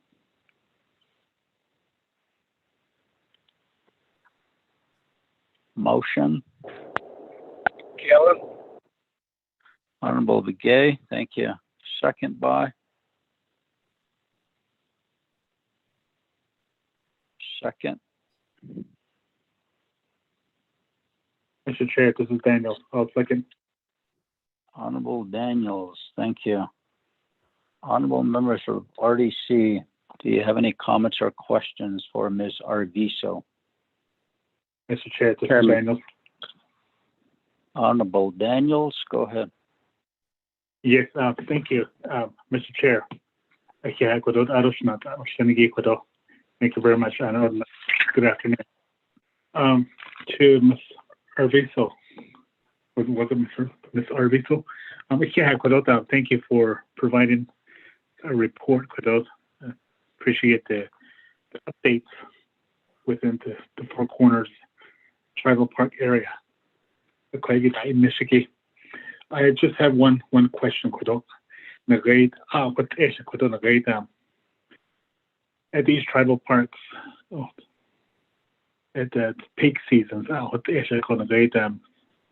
you would have problems with porta johns, other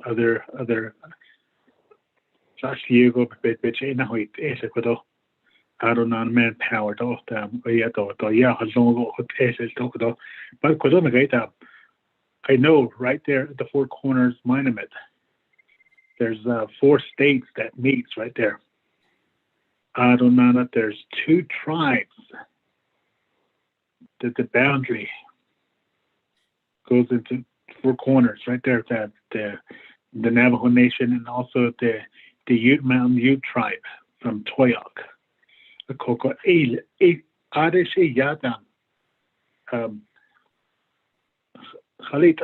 Another one from the Ute Mountain Ute tribe. Are they getting revenues from the Four Corners National Tribal Park? So is the Ute Mountain Ute tribe, are they getting revenues from the Four Corners Tribal Park? If so, how are they helping with these the issues? I don't know, so Mr. Chair, just quickly. Thank you, Honorable Daniels, for your question. Ms. Arvizo, your response. Okay, thank you. Thank you for the question. We have had numerous meetings with the Ute Mountain chairman and his staff. And in the previous administration, we did meet with them, and their question was also the same, if they would be allowed access to the revenues that were received. And at that time, the previous division director had concerns in terms of, just what you're asking. If they're going to be in receipt of some of the revenues or, a portion of the revenues, are they also going to be responsible for some of the administrative costs, repair costs, any of the maintenance, all of that? And there was no response from the tribe. So with that, it more or less became a moot issue. And at this point, the revenues from Four Corners Monument are 100% Navajo Nation.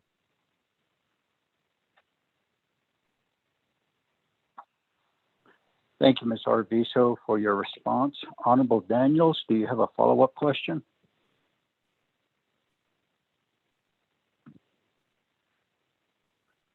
Mr. Chair, not at the moment right now, maybe later on. Thank you. Okay, thank you. Honorable Kealan Begay.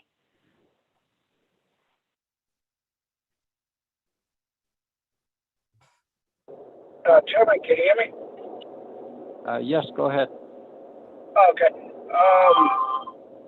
Dick Quado, Baby Hasnaki at each of the tribal park.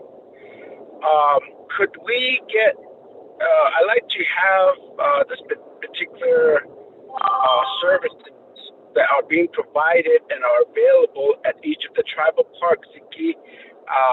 I'd like to have some type of assurance or that these services are available.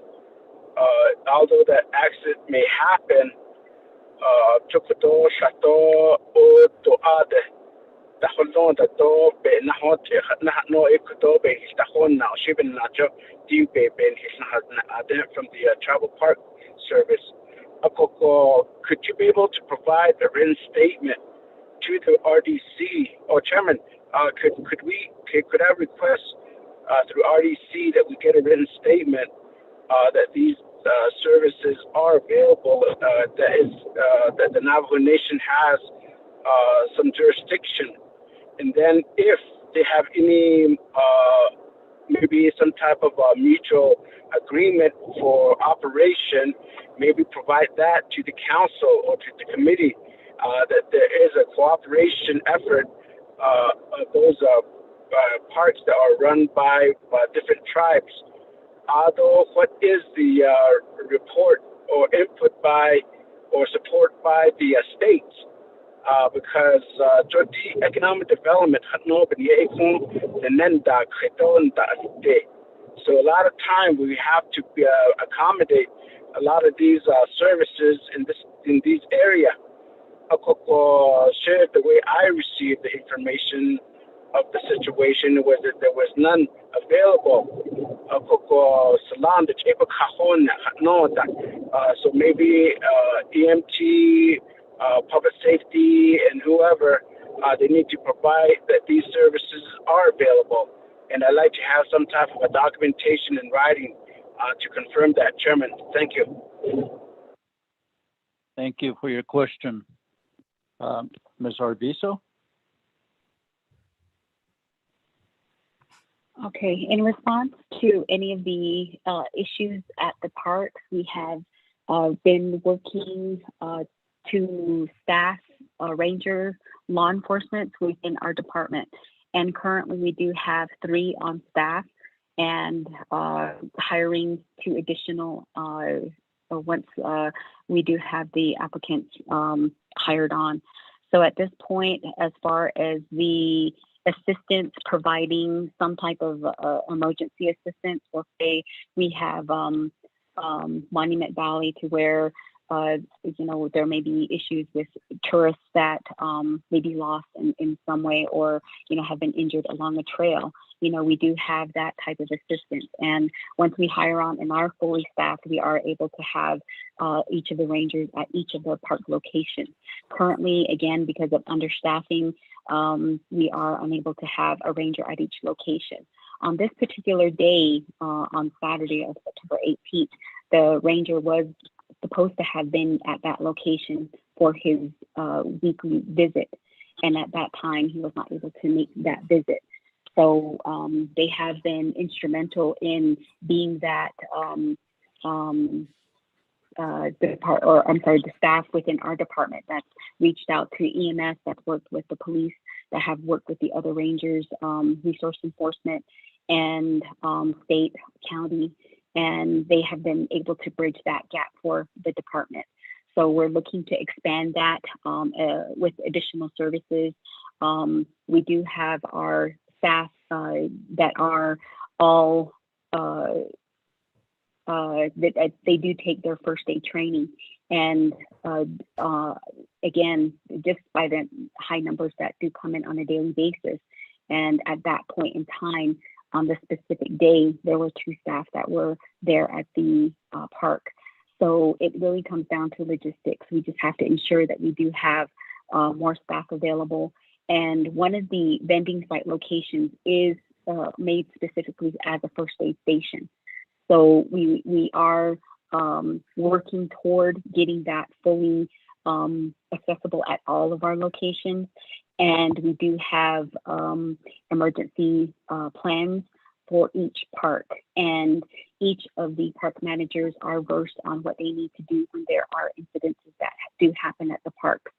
So on the specific day, we do have incident reports that are being submitted by all the staff that were on site on that day. So we will have that made available. And then all of the emergency plans, if you'd like to review those for RDC, we can have that issued as well. And then from the resource enforcement that we do have on staff, we can also reach out to them and have them report any of the local, state, and cooperative agreements we may have or may work towards within the process from this point forward. Thank you, Ms. Arvizo. So that question by Honorable Begay as well is to request a written statement from Parks and Rec.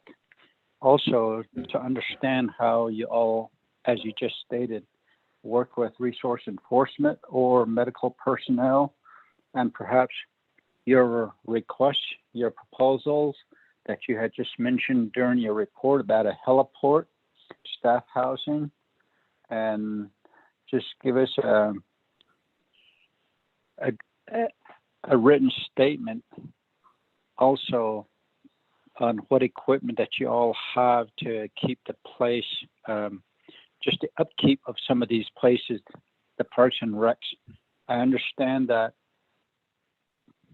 if the parks were to shut down again, it will affect a lot of our artisans. And perhaps some of these artisans need to have some cleansing sanitizers available in their booths. And I don't know if you all provide that to them or if they provide that themselves. And to fix all these bathrooms, what would the cost be at all the locations, whether it's Canyon de Chelly, Monument Valley there, or out at Cameron area? So if you could provide us a statement with Mr. Martin Begay, and would like to also request that you all report back to RDC so we know that our programs are working on these corrective action plans that you had talked about earlier as well, Ms. Arvizo. Yes, I can provide that report to you. In addition, we do have our 5-year project development plan, and each of those that I did mention earlier had already been in the planning stages, and all the other park locations as well. So just for your information, many of the projects that we have basically slated over the next 5 years. Roughly, we do estimate a little less than 70 million just to do any renovations and upgrades. And a majority of that funding goes towards infrastructure.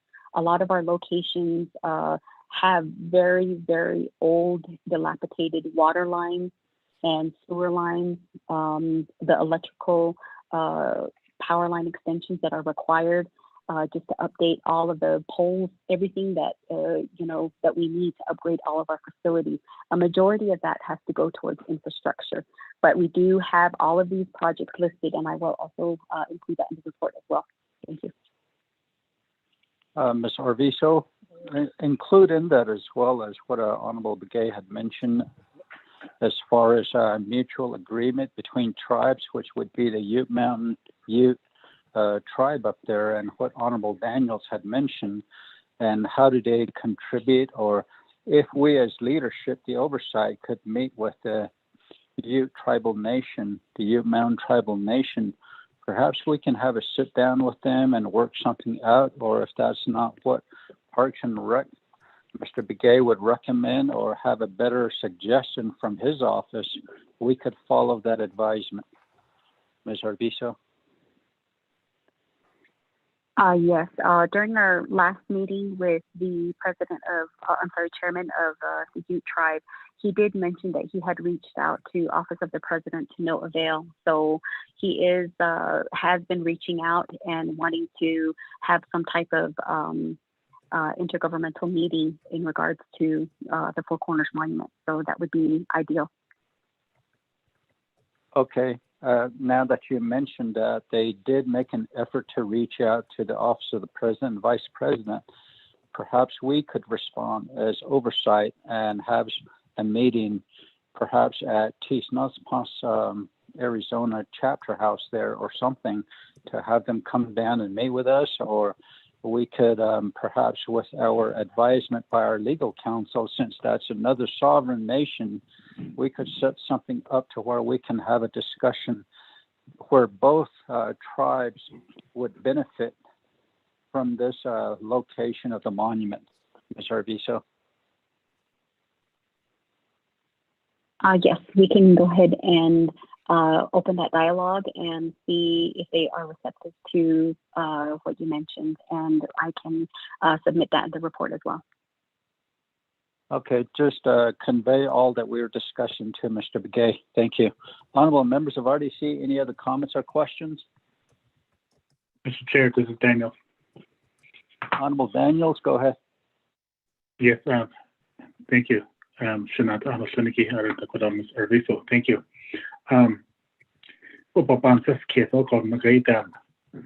This pandemic, it really hit the Navajo Nation big time.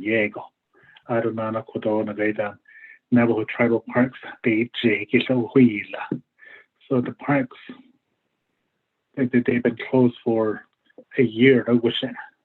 So loss of revenues,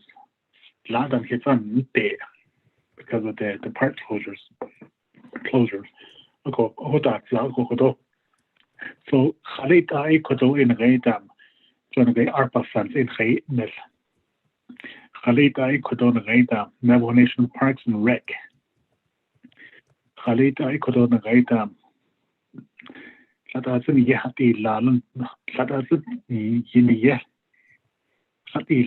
the Baban's case, on our forces, such a Sendo for the Baban's case, to receive some ARPA dollars in regards to revenue loss. We really need to sit down with our oversight natural resources director and Lenigita Arunana Quadona Park manager Ajita Mr. Martin Begay. I feel internet Benodebi Hansenako. Arunana Quado. I agree with us sitting down with Ute Mountain Ute tribe as a chairman, Lenegate Manuel Hart. So, you go out of Lebahati, with our neighboring tribe. Jo Adet Yetche, Nazne, La, a Kokoto, and Nikoto Gaidam, she the feral horses. He lay added that they can't know the Bahane. So that elder Shibet that the Halita is that the Nisa some of the issues that we're facing with all the feral horses out of Nana tribal parks. We go cut it egg I never nations I had the best of my lana. So could have said the net and as them. A snake that the basic door ash. So what are the advances? What advances cases that did? You can see case did. So, but I agree with that meeting with our neighboring tribe. So it is about Mr. Chair. Thank you. Thank you, Honorable Daniels. I believe that's probably what we need to do with Martin Begay is have a meeting and really have a good discussion about this, Ms. Arvizo. And after that, we could meet with the Mountain Ute Nation up there, respectfully talk things over, just as Honorable Daniels had said, whether it's feral horses or other issues. And perhaps we could have Ms. Siako there with us from Speaker's office or Speaker himself, and maybe somebody from the Office of the Vice President, Office of the President and Vice President, like Mr. Davis Filford as well. But somebody from that office needs to be there when we do schedule a meeting with the Ute Nation. Honorable Daniels, it really has affected our people, our artisans, during the pandemic when these parks were shut down. And we need to keep it to where it's functional, that visitors can come without getting hurt, that there will be access to bathrooms and things like that. Those are the important issues right there as well. So, honorable members of RDC, any other comments or questions? Chairman. Vice Chair Walker, go ahead. Yes, Chairman, though, committee members, although staff, though, Gito, Nikito, Nishidana, Nahanda, Nishigito, other presenters from Parks and Recreation Department.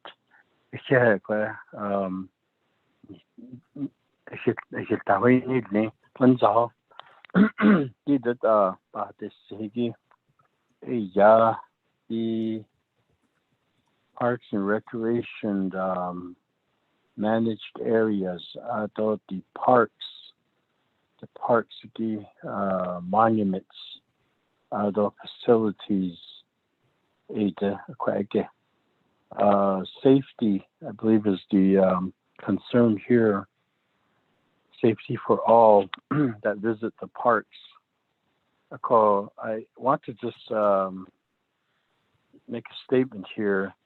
When we say safety for people that visit, Joko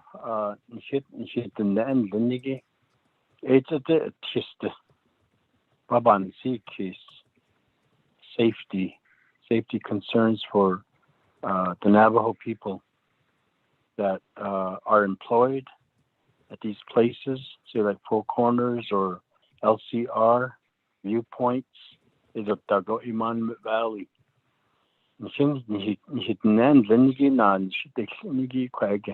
Employees, vendors, the bandaho, da kada kuicha, up the safety, baban case. And then some Navajo people visit these places, so they are the Navajo visitors visiting these monuments and these parks.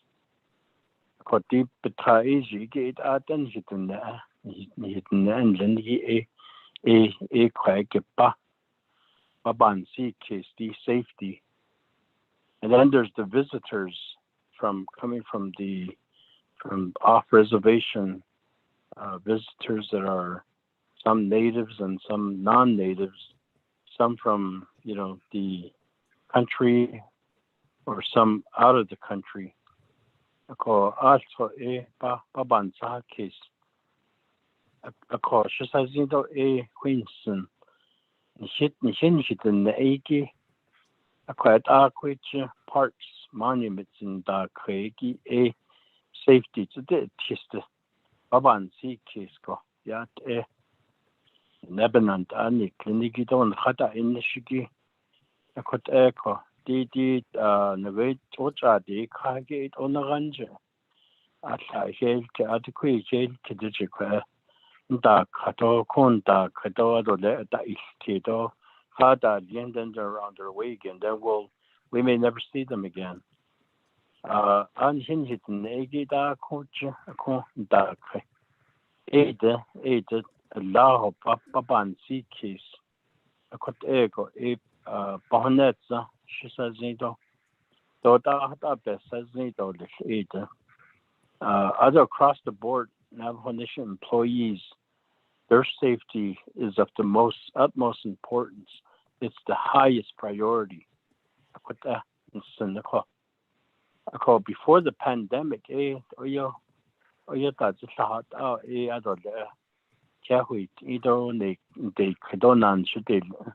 because of the pandemic, we're more hypersensitive, or we're more conscientious about our environment, the safety the environment that we're in.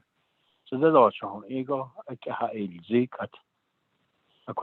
even our breathing space. The pandemic, but not sure it out on see case yet nature. Tate kago nasko los kato na hizit naha shinzago kotego tsiti kos nahata ABC liao ya safety for everyone, of course, but to the pandemic yego ben ikat adeneka adolets the different josh hadan adolets the deal chicken that at late Phoenixon Nagachin the baby.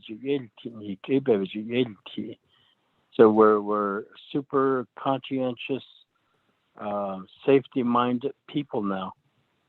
Call did bandit safety dog a park, a monument, a bandit in the Benacha. Oda Sabe has sit or what Jinsas case even a Queenson. A quite echo policy maker need Linigi Ashin Bake, it's not a hadil, not Annie. But I want to include, that statement, that viewpoint that says our people come first when it comes to safety. I call visitors, tourists, I appreciate that. They contribute to our economy. I call what ended on Hinhik Eki, Hinhik a artist body Johnson.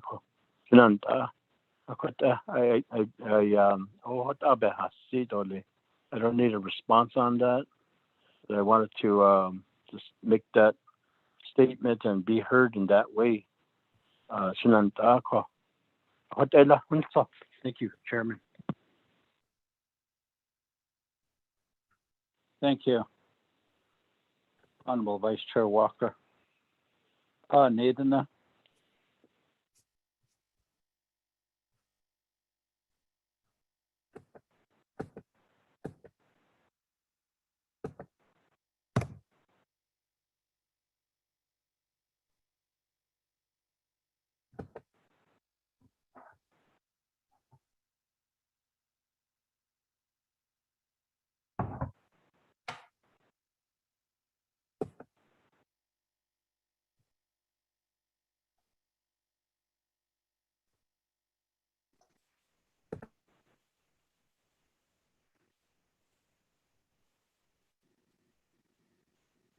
Chair, are you still present?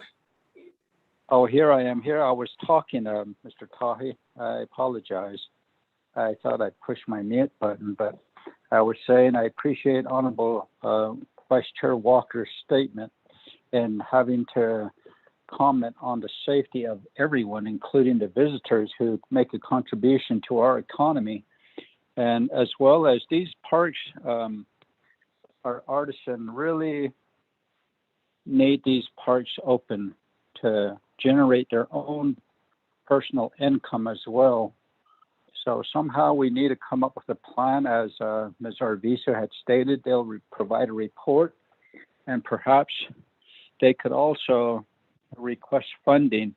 And through our legislative council, we could see what funds they will be eligible for to do some upgrades at these tribal parks.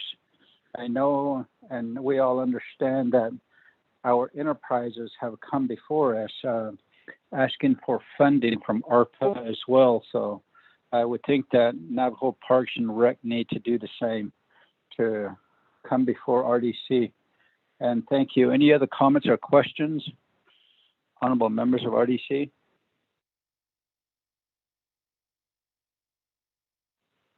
None?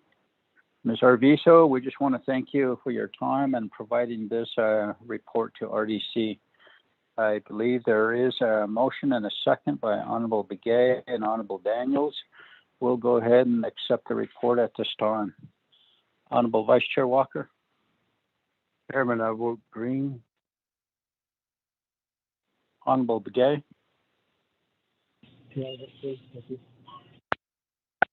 Honorable Daniels. Green. Honorable Freeland. Green. Honorable Stewart. Honorable Stewart.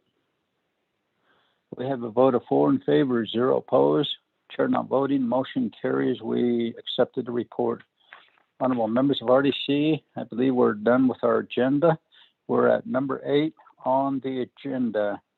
Any other announcements? None. Motion to adjourn. Chair, I motion. Thank you. Second by Honorable Begay. Any comments or questions? None. Honorable Vice Chair Walker, how do you vote? I vote green. Honorable Begay. Honorable Daniels.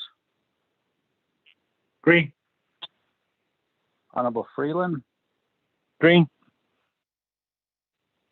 Honorable Stewart.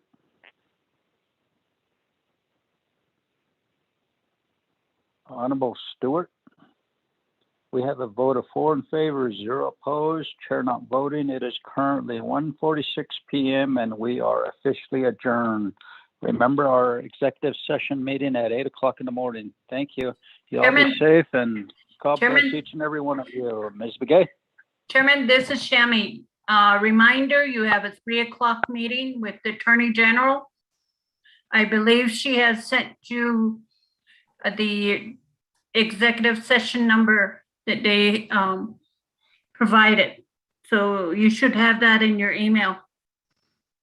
If not, we'll send it out again shortly. 3 o'clock. Okay. Chairman, Freeland won't be able to attend the 3 o'clock. I have other obligations. Thank you. Yeah. Okay. We'll see you at 3 o'clock. Thank you. Be safe and may God bless you. Thank you. Go on.